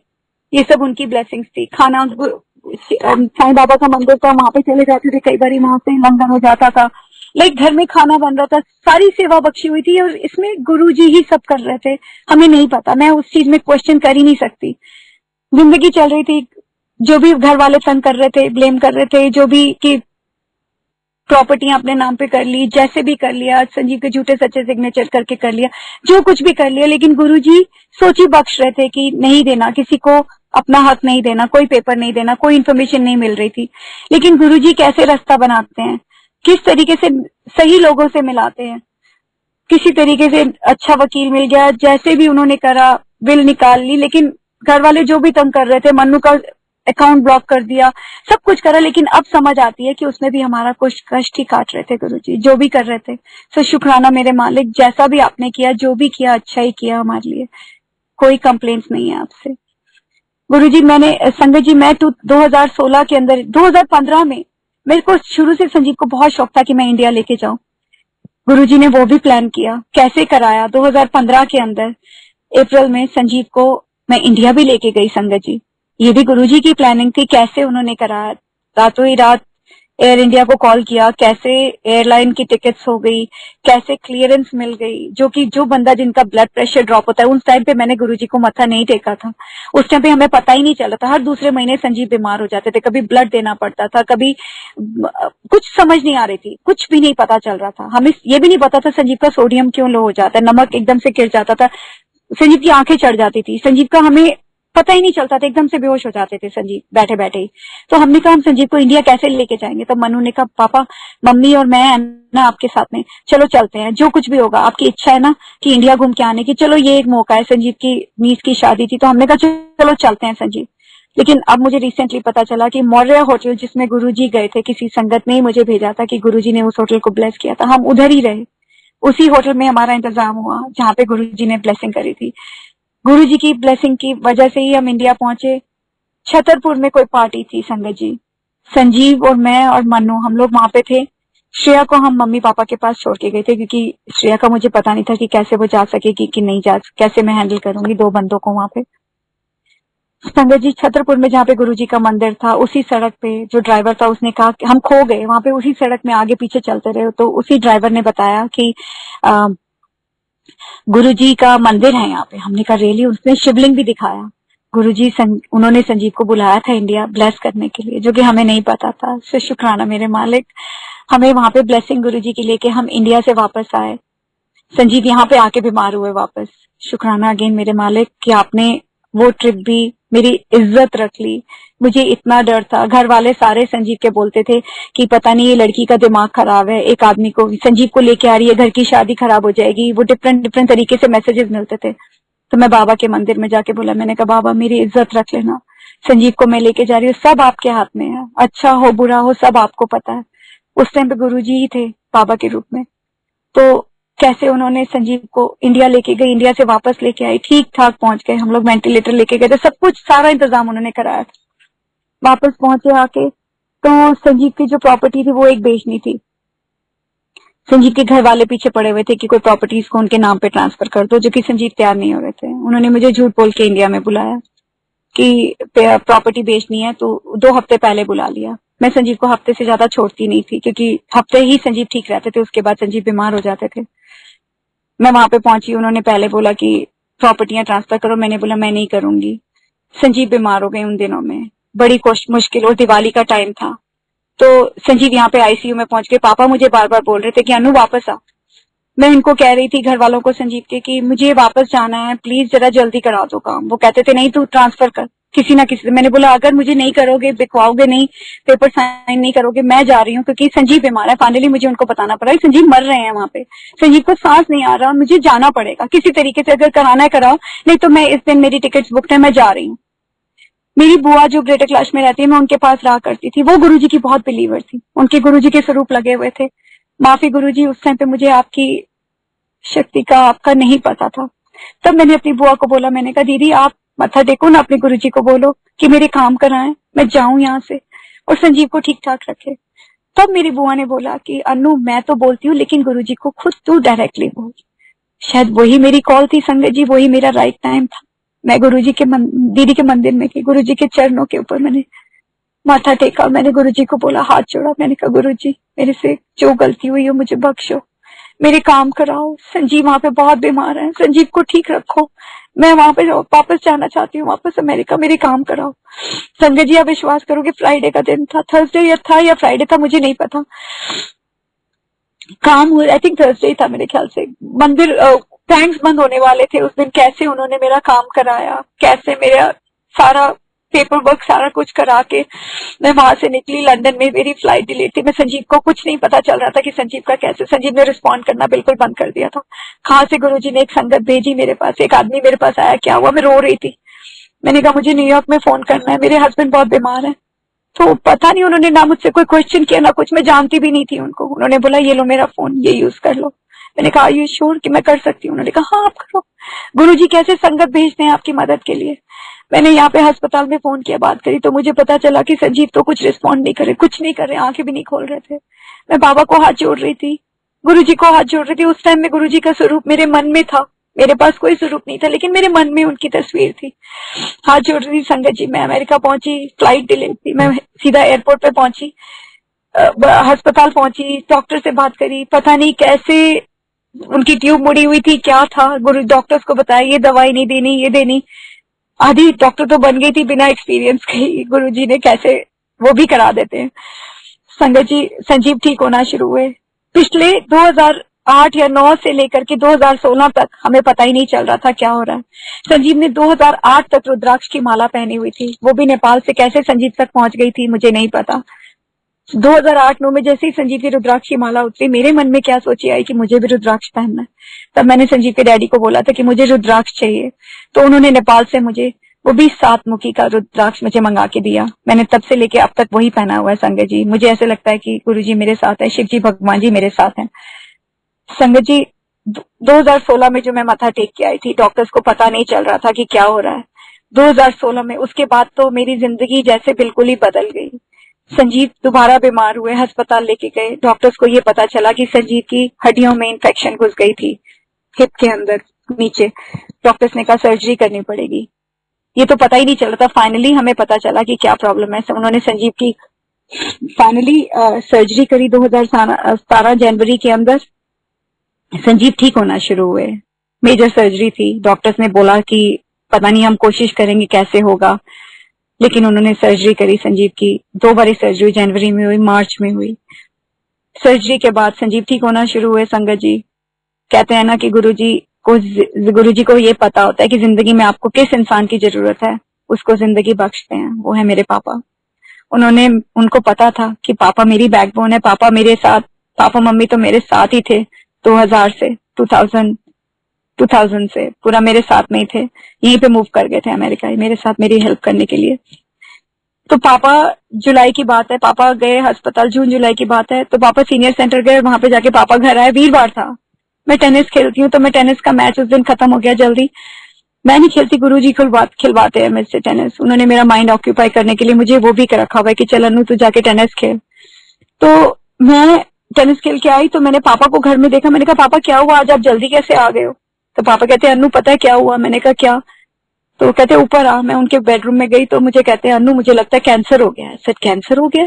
कहते हैं हाँ, मेरा वो ना डेंटिस्ट आया था, पता नहीं कैसे डेंटिस्ट आया, मैं तो चेकअप भी नहीं करा रहा था, लेकिन मैंने कहा चल करा लेते हैं। वो चेकअप के लिए गए तो उनके राइट साइड ऑफ द मुंह में इतना बड़ा जैसे गोभी का फूल होता है वैसे हो गया था गम्स के अंदर। तो वो कहते हैं कि डॉक्टर कह रहा है कि ना कैंसर हो गया। मैंने बोला दिखाओ मुंह। मैंने देखा अंदर, लेकिन पापा को मैंने कहा पापा आपको कुछ नहीं हो सकता, आप फिक्र मत करो। मैं नीचे आई, मैंने अपने भाई को फोन किया, मैंने कहा राजेश पापा को लगता है कि कैंसर हो गया, तो डॉक्टर सर्जन के पास ले जाना पड़ेगा। संगत जी 2 दिन के अंदर सर्जन का इंतजाम हो गया। स्लोन केटरिंग हॉस्पिटल, जिसमें कि 1-1, 2-2 महीने की वेटिंग है। तो सर्जन ने भी बोला कि इमीडिएटली इस पापा को कैंसर हो गया है माउथ में और इनका सर्जरी की जरूरत है, इनको कैंसर हॉस्पिटल लेके जाओ स्लोन केटरिंग में। संगत जी आप विश्वास भी नहीं करोगे कि जिस अस्पताल में घुसने के लिए 1-1 महीना 2-2 महीने की इंतजार होती है, वो अगले वीरवार को पापा सर्जन के साथ थे। सर्जन ने पूरा देखा, तो उसने सर्जरी भी स्केड्यूल कर दी, वो भी वीरवार को ही हुई सर्जरी स्केड्यूल जो उसने करी। और उसके बाद उसने बोला पेट स्कैन करेंगे। पापा का स्कैन हुआ सारी बॉडी का, और डॉक्टर ने बोला कि स्कैन की जब रिपोर्ट आई तो उन्होंने बोला कि पूरी गर्दन में लिम्फ नोड्स के अंदर पापा का कैंसर चला गया है। हमने तो बोला, उसने कहा सर्जरी का तो कर तो दिया प्लान, लेकिन हम पहले बायोप्सी करते हैं कहाँ कहाँ तक फैला हुआ है हमें नहीं पता, लेकिन गर्दन में पूरी लिम्फ नोड्स के अंदर कैंसर दिख रहा है। मैंने गुरुजी को हाथ जोड़ा। उस टाइम तक मैं गुरुजी को मत्था टेकने लग गई थी 2016 से, जब मैं आई थी इंडिया से वापस। मैंने गुरुजी को भी जोड़ा, बाबा को भी जोड़ा। मैंने कहा आप ही हो जो कर सकते हो। संगत जी कैसे उन्होंने उनके रिजल्ट्स बदले। बायोप्सी की करी, पेट स्कैन में पूरा कैंसर दिख रहा है, लेकिन बायोप्सी जब करी उसके अंदर रिजल्ट में आया कि पापा का कैंसर गर्दन में लिम्फ नोड्स में नहीं गया। शुक्राना मेरे मालिक, उन्होंने पापा के रिजल्ट्स बदले। पापा का सर्जरी हुई मुंह की, वो भी वीरवार को हुई। मैंने पापा को बोला था, मैंने कहा पापा आप चलो, हम एक गुरुजी का यहाँ पे सत्संग होता है, हम उनको हाथ जोड़ के आते हैं। पापा कहते हैं मैं किसी गुरुओं पे विश्वास नहीं करता, मैं तेरे बाबा के मंदिर चले जाऊंगा, हनुमान जी के मंदिर चला जाऊंगा। मैंने तब माफी मांगी थी गुरुजी से। मैंने कहा गुरुजी पापा को माफ करो, लेकिन पापा को आप ठीक करो प्लीज। तो गुरुजी कैसे सुनते हैं, उन्होंने पापा को लाइफ बख्शी। पापा की सर्जरी ठीक हुई, नो कोई कीमोथेरेपी नहीं, कोई रेडिएशन थेरेपी नहीं, और इतना कम से कम 6 इंच का कैंसर था मुंह के अंदर। उन्होंने रिकंस्ट्रक्शन कर दी, मुंह काटना नहीं पड़ा, पूरा मुंह ठीक हो गया। पापा का सर्जरी ठीक हो गई। पापा 82 के थे तब जब पापा की सर्जरी हुई। तो यही शुक्राना मेरे मालिक का कि पापा को उन्होंने कैसे ठीक किया। पापा को गुरुजी ने जोड़ना था अपने साथ। तो अगले साल, पिछले साल की बात है, 2019 की बात है, ये 2020 की बात है आई थिंक, हाँ 2020 की बात है। 2019 तक मेरे को पापा को ठीक कर दिया था उन्होंने। तब मुझे मेरे मन में हुआ कि मुझे गुरुजी का सत्संग अटेंड करना ही है, मुझे गुरुजी के सत्संग में जाना है। मैं ढूंढा करती थी, लेकिन मेरी गुरुजी का बुलावा नहीं था। हर जगह गंगा आंटी के यहाँ मंडे को सत्संग होता था, मैं कहती थी मुझे जाना है। मैं गंगा आंटी को फोन करके बोला करती थी कि गुरुजी गंगा आंटी आपका सत्संग होता है। कहते मंडे को होता है, तू आ जाए कर। पर संगत जी गुरुजी मेरा तब तक बुलावा नहीं था, वो बुला देते थे मुझे। अगले दिन सुबह उठ के जब मैं देखा करती थी फेसबुक पे, मैं कहती थी हे भगवान मुझे तो जाना था गुरुजी के उसमें, लेकिन मैं नहीं जा पा रही थी। 2019 में मम्मी बहुत बीमार हो गई, मम्मी ने चलना छोड़ दिया। मुझे ऐसा लगता था कि मम्मी तो बचेगी नहीं। पापा के कैंसर के लिए डॉक्टर्स के पास जाते थे हर 3 महीने। पापा की थोड़ी याददाश्त जाने लग गई थी। संजीव का था कि सर्जरी के बाद भी संजीव सिर्फ 3 घंटे बैठा करते थे चेयर के ऊपर, उसके बाद संजीव के बट से खून निकलने लग जाता था हिप से। 3 घंटे से ज्यादा बैठते थे तो खून निकलता था। उसके बाद 10-10 दिन तक संजीव को बिस्तर में लेटना पड़ता था। श्रेया साथ में, मुझे समझ नहीं आता मेरी जिंदगी में हो क्या रहा है। मम्मी की हद थी, अब मम्मी भी कुछ नहीं कर पा रही थी मेरे साथ। तो चारों की सेवा गुरुजी ने जो मुझे बख्शी हुई थी, सेवा बख्शी, लेकिन बंदा चिट्ठा पड़ जाता है एकदम से कि ये क्या हो रहा है। जिंदगी एकदम बदल गई थी। मैं बहुत रोया करती थी, मुझे समझ नहीं आता था क्या हो रहा है मेरी जिंदगी में। और गुरुजी का मुझे सत्संग में जाने का बहुत दिल होता था, लेकिन मेरे को नहीं था। आई थिंक वो टाइम गुरुजी मुझे चेक कर रहे थे कि ये लड़की के अंदर कितनी पेशेंस है। मैं फिर भी कर रही थी सेवा, मैं कभी कंप्लेन नहीं कर रही थी, बस बाबा को हाथ जोड़ा करती थी। मंदिर में जाके 2-3 दिन तक रोया करती थी, बहुत रोती थी, किसी से बात नहीं करती थी। मुझे लगता था पता नहीं क्या हो रहा है मेरी जिंदगी के अंदर। 2019 में गुरु पूर्णिमा से एक वीकेंड पहले ही मुझे मेरी फ्रेंड का फोन आता है, मुझे मैसेज आता है। वो मुझे कहती है कि मेरे घर में सत्संग है गुरुजी का। बस मुझे लगा कि इससे बेस्ट तो बस अब तो मुझे गुरुजी के जाना ही है, कुछ भी हो जाए। मैंने संजीव को बोला, मेरे अंकल को, कि मुझे गुरुजी के सत्संग में जाना है, संडे को है, गुरु पूर्णिमा से एक दिन पहले की बात है ये। तो मैंने बोला मुझे तो जाना ही है। तो सुबह से मैं बड़ा तैयारी करके बैठी। हर घंटे बाद संजीव मुझे याद कराते, तुझे याद है ना आज तूने गुरुजी के सत्संग में जाना है। मैंने बोला हाँ मुझे याद है। मैं सुबह से ही फूल लेके आ गई, मैंने रख दिए, सजा दिए कि मुझे अब तो मेरे को भूलना ही नहीं है, आज मुझे जाना ही है। रास्ते में जाते जाते मैं बाबा से बात कर रही हूँ। बाबा का स्वरूप मेरी गाड़ी में पड़ा हुआ है, अभी भी पड़ा हुआ है।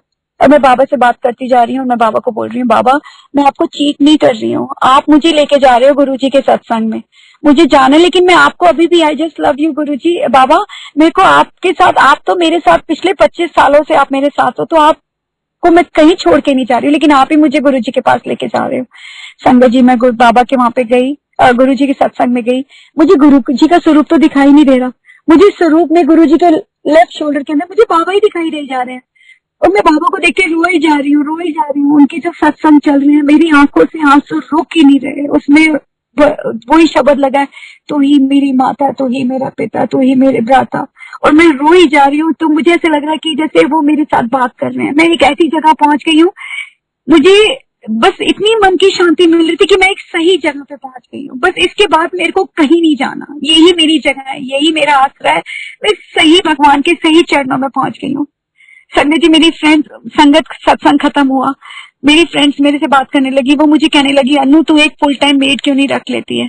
मैंने बोला मैं कैसे रखूं, मैं मेड रखती हूँ, संजीव को इन्फेक्शन हो जाती है, श्रेया बीमार हो जाती है, मैं कैसे रखूं घर में फुल टाइम। मेरे पास एक सफाई करने वाली है जो आती है हफ्ते में 1 दिन 2 दिन आती है, लेकिन मैं घर में नहीं रख सकती। कहते तू बड़ा घर क्यों नहीं लेती। मैंने कहा मैं जब बड़ा घर लेने की सोचती हूँ तो कोई ना कोई बीमार हो जाता है। अब तो बाबा ही करेंगे, अब गुरुजी करेंगे। मैं अभी ये बोल ही रही हूँ, मैं रो रही हूँ, मम्मी बीमार है, मुझे समझ नहीं आ रहा मेरी जिंदगी में क्या हो रहा है।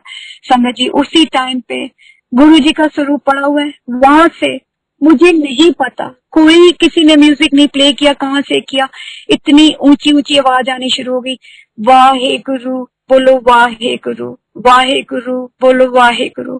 सब चुप। उस टाइम पे मुझे लगा मेरे बाबा गुरुजी मुझे कह रहे हैं, अनु तू फिक्र क्यों कर दी है, मैं तेरे नाल हूं। सबने जाके चेक किया, सबने पूछा ये किसने प्ले किया था, किसी ने प्ले नहीं किया था संगत जी। ये गुरुजी के स्वरूप से आवाज आई थी और सबने सुनी। तो गुरुजी का कहने का तरीका था कि अनु तू फिक्र क्यों करती है, तू मेरे कोल आ गई है ना, उनमें तेरे नाल हैगा, मैं तेरे साथ हूँ। संगत जी, वहां से मुझे मेरी फ्रेंड ने एक बड़े मंदिर का जल प्रसाद था, वही छोटी सी बोतल में दिया। उसने कहा अनु तो संजीव को जहाँ पे खून निकलता है वहां पे लगा, श्रेया को दे, मम्मी को दे, सबको दे, सब ठीक होएगा। संगत जी, मैं वो जल प्रसाद घर लेके आई, मैंने संजीव के चोट पे लगाया और गुरुजी को बोला, गुरुजी अगर आप हो ना, ये नादानी होती है ना, ये हम होते हैं जो गुरुजी को टेस्ट करते हैं। उस टाइम पे मैंने गुरुजी को हाथ जोड़ा और मैंने कहा गुरुजी अगर आप हो ना, तो ये तो जो चोट संजीव के है, जो खून है, ये तो 10-10 दिन तक संजीव बिस्तरे में लेते हैं, अगर आप हो तो कल तक सुबह तक ठीक करके दिखाओ संजीव को। संगत जी, ये मेरी गलती थी, लेकिन गुरुजी को टेस्ट कर रही थी मैं, ये भी मेरी गलती थी। माफी गुरुजी, एक तरीका था गुरुजी से कनेक्ट करने का, आई गेस। तब तक मैं गुरुजी से इतना कनेक्ट नहीं हुई थी, लेकिन गुरुजी को टेस्ट कर रही थी। तो गुरुजी ने मुझे अगले दिन ही संजीव की चोट ठीक हो गई, लेकिन अगेन गुरुजी ने मुझे सोची दी, मांगा ना तूने, मांगते नहीं है, हमेशा ब्लेसिंग मांगते हैं गुरुजी की। संगत जी, संजीव का 3 हफ्ते तक संजीव ठीक रहे, फिर संजीव का वूंड खुल गया। इस बार मैंने गुरुजी को ये नहीं बोला कि गुरुजी संजीव को ठीक करो, मैंने गुरुजी का जल प्रसाद लगाती रही, संजीव को पिलाती रही, नहलाती रही, उसी जल प्रसाद से बस हाथ जोड़ती रही, गुरुजी संजीव को ब्लेस करो, हम सबको ब्लेस करो, ब्लेस करो, ब्लेस करो। दिन रात मेरा यही था गुरुजी से। संगत जी, वो दिन है 2019 में और आज का दिन है कि संजीव चेयर में 12-12 घंटे 14-14 घंटे बैठते हैं और संजीव के खून नहीं निकलता। वो जो चोट लगी हुई थी, जो सर्जरी से जो डॉक्टर ने करी थी, संगत जी ये गुरुजी ही कर सकते हैं और कोई नहीं कर सकता उनके सिवाय। तो जिंदगी में जो चोट संजीव की इतने सालों तक संजीव का खून निकलता था, वो खून क्या वो जगह लाल ही नहीं होती। संगत जी इतना विश्वास है गुरुजी ने ऐसे ऐसे मिरेकल्स करे हैं कि आप सोच ही नहीं सकते। संगत जी संजीव ठीक हुए, उसके बाद मम्मी को मैंने जल प्रसाद लोटा प्रसाद देना शुरू किया, मम्मी ने चलना शुरू कर दिया। आप विश्वास करोगे कोविड आ गया, उसके बाद 2019 में मेरा चक्कर गुरुजी ने इंडिया में लगवाया बड़े मंदिर में। मैं यहाँ से ही बोल के गई थी मुझे बड़े मंदिर जाना ही है, और गुरु मुझे पता था समोसा प्रसाद और जल प्रसाद होता है। मैं संडे को पहुंची, मंडे को ही मैं बड़े मंदिर गई। संगत जी मैंने तो दिल में बहुत कुछ सोचा हुआ था कि मैं गुरुजी से ये मांगूंगी वो मांगूंगी, ये करूंगी वो करूंगी। संगत जी पहली चीज वहां पे पहुंची, वहां पे बाहर गाय का बच रहा था, नंदी के रूप में मुझे दर्शन हुए। मैं अंदर गई, मुझे नहीं पता मैं कहाँ पे पहुंच गई थी। संगत जी वहां पे पहुंच के तो जैसे कि मैं स्वर्ग पहुंच गई हूँ, जैसे कि मैं सीधा रब के पास पहुंच गई। मेरे आंसू ही नहीं रुक रहे थे, मैं मांगना तो भूल ही गई कि मैंने क्या मांगना क्या बात करनी। बस मैं रोती जा रही थी, रोती जा रही थी और रोती जा रही थी। मेरे को अंदर था कि मैं जाके बैठूं अंदर गुरुजी के चरणों के पास। वहां पे मुझे बैठने को मिला। मैं अपनी चालाकी कर रही थी कि मैं आंखें बंद रखूंगी तो मुझे कोई नहीं बोलेगा बाहर जाने के लिए, लेकिन संगत जी गुरुजी को ज्यादा पता होता है। वो मैं वहां पे बैठी रोती रही गुरुजी को, बस पता नहीं मैं क्या कर रही थी। गुरुजी के सामने बैठ के मेरे आंसू ही निकलते जा रहे थे, रोना ही नहीं रुक रहा था, और कोई मुझे कह भी नहीं रहा था कि बाहर निकलो। 10 मिनट 15 मिनट पता नहीं मैं कितनी देर बैठी, उसके बाद बाहर आए, गुरुजी को शुक्राना करा, बाहर आए, बाहर आके समोसा प्रसाद मिला, चाय पी, उसके बाद बाहर आके स्वरूप भी मिले गुरुजी के। छोटा सा स्वरूप मेरे को चाहिए था अपने पर्स में रखने के लिए, लेकिन नहीं मिला, तो मैं अपनी बुआ को बोल रही थी कि मुझे वो स्वरूप चाहिए था। वहां से जो कार सेवा वाले होते हैं, देखो गुरुजी कैसे वो भी इच्छा पूरी करते हैं, तो बुआ ने कहा चल तू जाने से पहले आएगी तब तुझे मिल जाएगा। मैं वहां से आई, वहां से आने के टाइम पे मैंने सोच रही थी, दिमाग में था, तो जो कार सेवा वाले जो अंकल थे, अचानक ही उन्होंने सिर पे पटका पड़ा हुआ था, वो पीछे मुड़ के मुझे कहते एलो तोड़े वास्ते। उन्होंने वो जो पर्स में रखने के स्वरूप होते हैं छोटे वाले, उन्होंने मुझे बोला दिया। मैंने कहा जय गुरु जी। मैं तो सोचा ही था, और मैंने अंकल को बोला, मैंने कहा अंकल यही तो मुझे चाहिए थे। अंकल कहते ये आपके लिए ही है। मैंने बोला कितने भी ले लूं? कहते आप जितने मर्जी ले लो, ये सब आपके लिए ही है। शुक्राना मेरे मालिक, गुरु जी कैसे इच्छा पूरी करते हैं। वहां से मैं मत्था टेका। मन्नू मेरा बेटा जॉब चेंज करने की कर रहा था, लेकिन वो कर नहीं पा रहा था। संगत जी मैं वहां पे मत्था टेक रही थी, उन्हीं दिनों के अंदर वहां पे उसने जॉब चेंज करी, गुरुजी ने उसकी जॉब चेंज कराई। अब वो इतना खुश है, शुक्राना मेरे मालिक।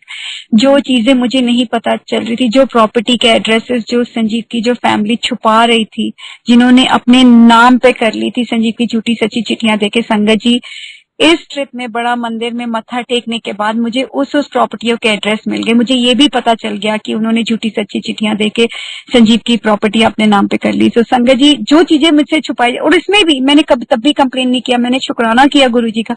मैंने कहा गुरुजी इसमें भी हमारा ही कुछ भला है, इसमें भी आपने कुछ कष्ट काटे हैं हमारे, तो शुक्राना मेरे मालिक। वहां से मत्था टेक के गुरुजी का जल प्रसाद लेके मैं वापस अमेरिका वापस जब आई, तो जनवरी के अंदर पापा गुरुजी कैसे जिंदगी बख्शते जा रहे थे पापा को। पहले कैंसर ठीक किया, उसके बाद मैं एक दिन घर से जा रही थी, मैंने पापा को बोला कि पापा, मैंने गुरुजी को मत्था टेका, मैंने कहा गुरुजी चलो ग्रोसरी करके आने हैं, डोसा खा के आने हैं, पर घर में भी सबका ध्यान रखना संगत जी। मैं ये बोल के गई, वापस आई तो संजीव ने कहा पापा से पूछ, पापा शायद गिर गए थे। मैंने बोला रियली? मैं पापा के पास गई, पापा क्या हुआ? मेरी बेसमेंट में 13 सीढ़ियां हैं और नीचे पूरा सीमेंट है, पापा ब्लड थिनर के ऊपर है, पापा हार्ट पेशेंट है, जरा सी भी चोट लगे उनका खून निकल सकता है। संगत जी पापा सीढ़ियां ऊपर से 13 सीढ़ियां नीचे गिरे, गुरुजी ने अपने हाथों में रख के उनको बचाया। पापा का कहीं खून नहीं निकला, डॉक्टर पे लेके गए, हल्की सी चोट लगी उनको पीठ में, थोड़ा सा नील पड़ा। डॉक्टर कहता है कि 13 सीढ़ियां ऊपर से नीचे गिरने के बाद तो एक नॉर्मल इंसान को भी चोटें लगती हैं, हड्डियां टूट जाती हैं। सो कोई है जो आपको प्रोटेक्ट कर रहा है। सो ये उनको क्या पता, ये तो हमारे प्यारे गुरुजी थे जो मेरे पापा को जिंदगी देते जा रहे थे। मैंने गुरुजी का शुक्राना किया, वैलेंटाइंस डे पे गुरुजी का जाके शुक्राना किया कि शुक्राना मेरे मालिक, पापा को जिंदगी बख्शते जा रहे थे। यहाँ पे खत्म नहीं होता। उनको पता था कि पापा मेरे साथ हैं, उनको पापा ने सारी उम्र मेरी सेवा करी और पापा की मुझे कितनी जरूरत है। उन्होंने, पापा को डेमेंशिया हो गया, पापा घर छोड़ के चले गए रात के 10:30 बजे। हमें पता ही नहीं चला, रात को 2:30 बजे के करीब पता चला तो पुलिस को फोन किया, उनके कुत्ते लेके आए। मैं घर के बाहर रो रही थी कि पापा कहाँ चले गए, हमें पता ही नहीं। ये पहली बार हुआ संगत जी, मेरे घर के बाहर इतनी खुशबू, इतनी फूलों की खुशबू मेरे साथ रात के 2:30 बजे से 2-2:30 बजे से लेके सुबह 7 बजे तक, कि मुझे ऐसा लगा कि कितने फूल ही फूल खिल गए। और मैं गुरुजी को हाथ जोड़ रही थी, मैंने कहा गुरुजी पापा के साथ रहो, पापा को साथ लेके आओ। संगत जी, पापा रात को 10-10:30 बजे के गए हुए, कहाँ तक चलते हुए, पता नहीं किसी दूसरे शहर में पहुंच के वहां पे सड़क पे सो गए, जहाँ पे लोग, कोई मार जाता, उनको कुछ कर जाता, किसी को कुछ नहीं पता। गुरुजी उनका हाथ पकड़ के उनको वापस लेके आए घर में। शुक्राना मेरे मालिक, अनंतम शुक्राना, कैसे पापा वापस आए। उसके बाद मेरे को गुरुजी की तो ब्लेसिंग चलती जा रही थी। मैंने किसी पंडित जी को बोला कि मुझे घर लेना है, तो पंडित जी ने कहा अनु जी आपके जो योग है ना सब खत्म हो गए, अब आपकी किस्मत में घर नहीं है। मैं गुरुजी के पास गई, मैंने कहा गुरुजी रियली, अब आप घर नहीं, अपने नया घर नहीं लेंगे? मैं घर में सत्संग कराना चाहती, कभी नहीं होएगा। लेकिन गुरुजी कैसे प्लान करते हैं, उन्होंने दिमाग में सोची डाली, घर दिखाना शुरू किया। मुझे घर की पिक्चर उन्होंने मेरे दिमाग में पहले दिखा दी थी कि तेरा किचन ऐसा होगा, तेरा घर ऐसा होगा, उन्होंने सारा दिखा दिया था संगत जी। उन्होंने मेरे को घर दिखाया, मैं घर देखने के लिए आई। मैं जैसे ही घर में घुसी तो मैंने घर किचन देखा। ये तो गुरुजी मुझे पहले दिखा चुके थे कि तेरा किचन ऐसा होगा, तेरा घर ऐसा होगा, तेरी एंट्रेंस ऐसी होगी। मैंने जैसे ही घर देखा, मैंने कहा शुक्राना मेरे मालिक, यही घर है मेरा। मैंने साइन किया। जो प्राइस था वो ओवर प्राइस था, ज्यादा पैसे मांग रहे थे। और आजकल के टाइम पे न्यूयॉर्क के अंदर अगर तुम्हारे को 1000 रुपए की चीज है तो तुम्हें 1020 मिलते हैं, क्योंकि लोग ज्यादा पैसे मांग रहे हैं। जो प्राइस लगाया हुआ था मेरे बजट के बाहर था, तो मैंने उसको बोला मैं तो इतने का नहीं खरीद सकती, मैं कम का खरीद सकती हूँ। उसने कहा कि बात करके देखते हैं। संगत जी, सेलर कम से कम $150,000 कम देके $200,000 $150,000 जो मैंने प्राइस बोली थी संगत जी, उस प्राइस पे गुरुजी ने कैसे एक्सेप्ट कराया। वो भी कॉन्ट्रैक्ट साइन हुआ, कैसे हुआ। जो मेरा घर बेचना चाह रही थी वो भी गुरुजी ने सोची डाली। कैसे मैंने घर वो बेचा मुझे नहीं पता संगत जी, मैंने पहले दिन सेल पे लगाया, पहले दिन ही कॉन्ट्रैक्ट साइन हुआ। उसके बाद मैं कह रही थी गुरुजी को, गुरुजी कब क्लोजिंग होगी, कब क्या होगा। और गुरुजी का मैसेज मुझे रोज आ रहा था, रोज सत्संग में मैसेज आ रहा था कि मैं तेरे नाल है ना, तेरी सारी कोशिशें, सारी तेरी मुश्किलें तेरी दूर हो गई हैं, तू मेरे पे विश्वास रख, मैं तेरे नाल है ना, मैं तेरे साथ हूँ, तेरी सारी मुश्किलें दूर हो जाएंगी, तू फिक्र ना कर, तू बस मेरे पे भरोसा रख, तेरे साथ हूँ, तेरी जो इच्छा है मैं पूरी करूंगा, तेरे आगे खुशियां ही खुशियां हैं। ये मैसेज मुझे रोज किसी ना किसी रूप में मिल जाता था, टेक्स्ट मैसेज में, चाहे वो मुझे किसी संगत का मैसेज आता था, कुछ ना कुछ आ जाता था संगत जी। मेरे को जो है ये जो घर लेने के ये जो चल रहा था घर लेने का, उससे पहले मेरे को दिमाग में जो सोची डाल रहे थे गुरुजी की मेरे को घर खरीदना, इस टाइम पे मुझे टोटली ब्लैंक कर दिया गुरुजी ने। आई गेस कि गुरुजी मुझे नहीं चाहते कि मैं जो शेयर करना चाह रही थी मेरे दिमाग से निकाल दिया गुरुजी ने। आई गेस माफी गुरुजी, आप जो चाहते हैं मैं वही शेयर कर रही हूँ। तो घर की क्लोजिंग नहीं हो पा रही थी, मन्नू, पैसे की कमी हो रही थी क्योंकि कुछ कैश ज्यादा देना पड़ रहा था मुझे। और मैं मन्नू को कहती, मन्नू कैसे होगा इंतजाम, मेरे बेटे को मैं कह रही थी, मैं बहुत रो रही थी। तो गुरुजी नंबर 7 दिखा रहे थे मुझे बार बार, 7 जो ये मैंने घर खरीदा संगत जी, इसका टोटल भी नंबर 7 है। मैंने गुरुजी से मांगा था कि मुझे गुरुजी वैलिडेट करो कि ये घर आप लेके दे रहे हो, मुझे बटरफ्लाईज दिखाओ। जो रियल एस्टेट वाली थी उसका जो मास्क पहना हुआ था उस पर सिर्फ तितलियां ही तितलियां, बटरफ्लाई। तो मुझे वैलिडेट हो गया था ये घर गुरुजी ही लेके दे रहे हैं, क्लोजिंग भी गुरुजी कराएंगे। और नंबर 7 आ रहा था। तो मैं मन्नू को कह रही थी मुझे इतना विश्वास है गुरुजी पे, जो सही टाइम आएगा। बैसाखी आने वाली हो गई, मैंने बोला यू नो व्हाट, नया साल चलेगा, गुरुजी मुझे नए साल के बाद ही लेके देंगे घर। संगत जी वही हुआ, मैंने घर की क्लोजिंग करी वीरवार को, 7वें फ्लोर के ऊपर क्लोजिंग करी। मुझे था कि मैं मूव करूं इस घर के अंदर, वो भी 7 नंबर का दिन हो। 25 तारीख को, मैंने 26 को करा था मूवर्स को कि मैंने मूव करना है, वो भी मंडे था। मैंने कहा चलो गुरुजी कोई बात नहीं, मैं जब मूव करूंगी तो मंडे ही है, आपका ही दिन है। लेकिन संगत जी, गुरुजी को पता था कि 7 नंबर मेरे कितने क्लोज है। मूवर्स का मुझे फोन आ गया कि हम संडे को, जो कि 25 तारीख है, हम उस दिन क्लोज कर सकते हैं। मैंने कहा 25, जय गुरुजी, आप ही करा रहे हो। उस दिन बारिश होनी थी, अगेन गुरुजी की ब्लेसिंग थी, कोई बात नहीं। हमने 27 को ही गुरुजी ने मुझे घर में मूव कराया। उसके बाद मैंने सत्संग शेयर करा ये हैरी अंकल का कि कैसे मेरे गुरुजी का सत्संग अभी 18 को हुआ, जो कि 8 और 1 9 27 साल हो गए एक्सीडेंट को। गुरुजी ने जो मुझे सेवा बख्शी हुई है वो सेवा बख्शी हुई है।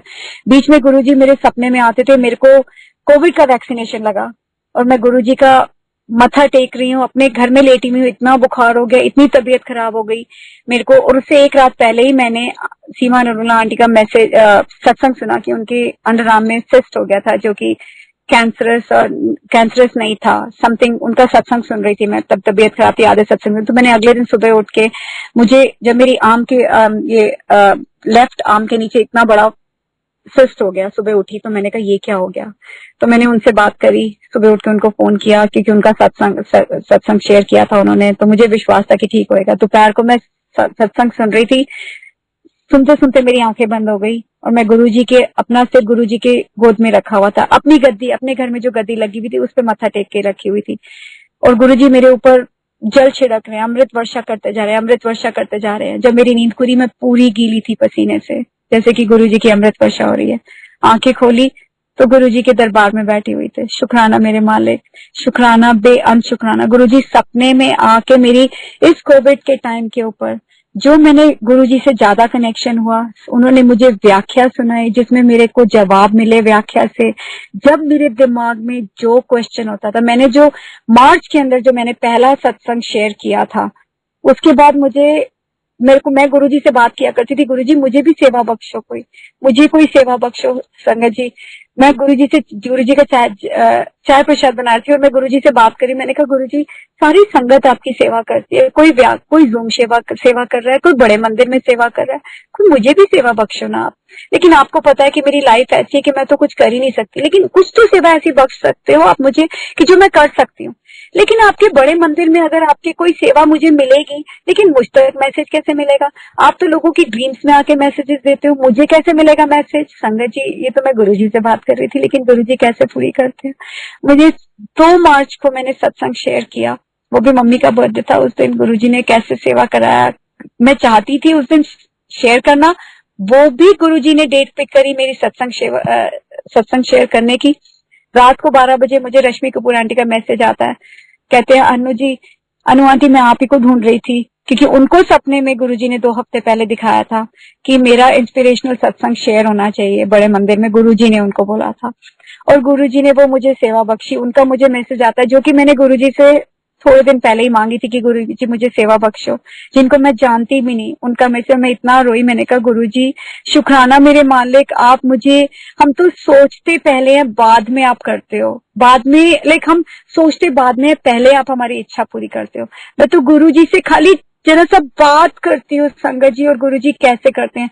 श्रेया को जैसे मैंने दिमाग में सोचा किसी संगत का सुन के कि मुझे गुरुजी कैसे अननोन बंदे से कैसे सत्संग शेयर कराएंगे संगत जी। मुझे गुरुजी ने वो भी सत्संग शेयर करा दिया। मैं संजीव की डॉक्टर की अपॉइंटमेंट लेके गई, वहां पे एक संगत मुझे मिली जो इंडिया से थी, जिसने पुखराज पहना हुआ था, मैंने भी अंगूठियां पहनी हुई थी। मेरी भी गुरुजी ने कैसे अंगूठियां उतरवाई कि अगर विश्वास, और अंगूठियां उतरने के बाद ही मैंने देखो घर लिया। मैंने तो अंगूठियां पहनी हुई थी, शायद मुझे घर ले लूंगी नया, लेकिन गुरुजी की जो ब्लेसिंग होती है वो अंगूठियां, ये सब कोई अंधविश्वास नहीं करना। अब तो मैं कोई अंधविश्वास नहीं करती, मैं तो खाली अपने गुरुजी पे इतना विश्वास है कि वो जो करेंगे अच्छा ही करेंगे।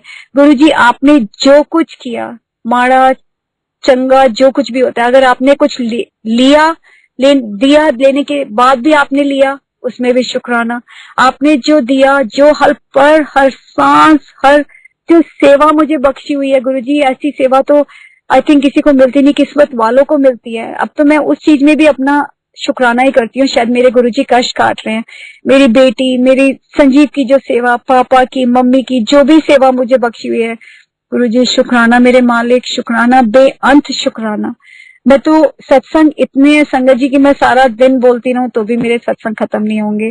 शुक्राना अंकल कि इतना बड़ा सत्संग आज फादर्स डे वाले दिन मैं गुरुजी का शुक्राना करना चाह रही थी कितने दिनों से, और वो इच्छा भी मेरी गुरुजी ने आज पूरी करी कि मेरे फादर, गुरुजी आप तो अगर ना होते, मैं जो हूँ आज, मैं जो हूँ, जिस हाल में हूँ, जो कुछ भी आपने मुझे दिया है, शायद मेरी तो औकात ही नहीं थी। मेरे को तो, मैं तो इस जिंदगी में शायद मेरे को तो मिलना भी नहीं चाहिए था जो आपने मुझे दिया, जो आप मुझे दे रहे हो, जितना प्यार मुझे दे रहे हो, मुझे संगत के रूप में, इतनी प्यारी संगत के रूप में आप मुझे फैमिली दे रहे हो। मेरी जिंदगी के जो मैंने जिंदगी में कभी अपना लाइफ कभी किसी से शेयर नहीं करी थी संगत जी, कभी गुरुजी ने, मेरे पापा ने यही सिखाया था कि तेरा दुख है अनु, किसी से शेयर नहीं करना। गुरुजी मेरे से वो ही अब शेयर करा रहे हैं, मेरी लाइफ की जर्नी शेयर करा रहे हैं। पता नहीं सत्संग शेयर करने वाले दा भी भला और शेयर करने वाले दा भी भला। सो शुक्राना मेरे मालिक, कोई भूल चूक हुई हो, मैंने कुछ गलत बोला हो गुरुजी, मुझे माफी करना। संगत जी अगर मैंने किसी के लिए कुछ बोला हो, किसी को हर्ट किया हो, माफी मेरे मालिक, माफी। और अंकल अगर कभी भी गुरुजी का सत्संग शेयर करना हो, आई एम ऑलवेज देयर, क्योंकि मेरे पास तो इतना कुछ है। जो गुरुजी ने आज बुलवाया, जो मैसेजेस दिलवाए, वो गुरुजी की सोची थी, गुरुजी ने ही सोची दी है। क्योंकि बोलना तो तुम बहुत कुछ चाहते हो, प्लानिंग बहुत कुछ चाहते हो करना, बहुत कुछ सोच के आते हो, लेकिन गुरुजी वो ही बुलवाते हैं जो गुरुजी चाहते हैं। सो शुक्राना मेरे मालिक, शुक्राना, बेअंत शुक्राना, बस मुझे अपने चरणों से जोड़ी रखना। सो शुक्राना मेरे मालिक, बस मेरे साथ रहना, मेरे अंग संग रहना गुरुजी, कभी मत छोड़ के जाना। आप हो तो मैं हूँ, नहीं तो मैं तो कुछ भी नहीं हूँ, कुछ भी नहीं हूँ। संगत जी आप, गुरुजी आपके पैरों की धूल हूँ मैं। माफी मेरे मालिक, माफी अगर मैंने कुछ बोला। शुक्राना मेरे मालिक, शुक्राना अंकल।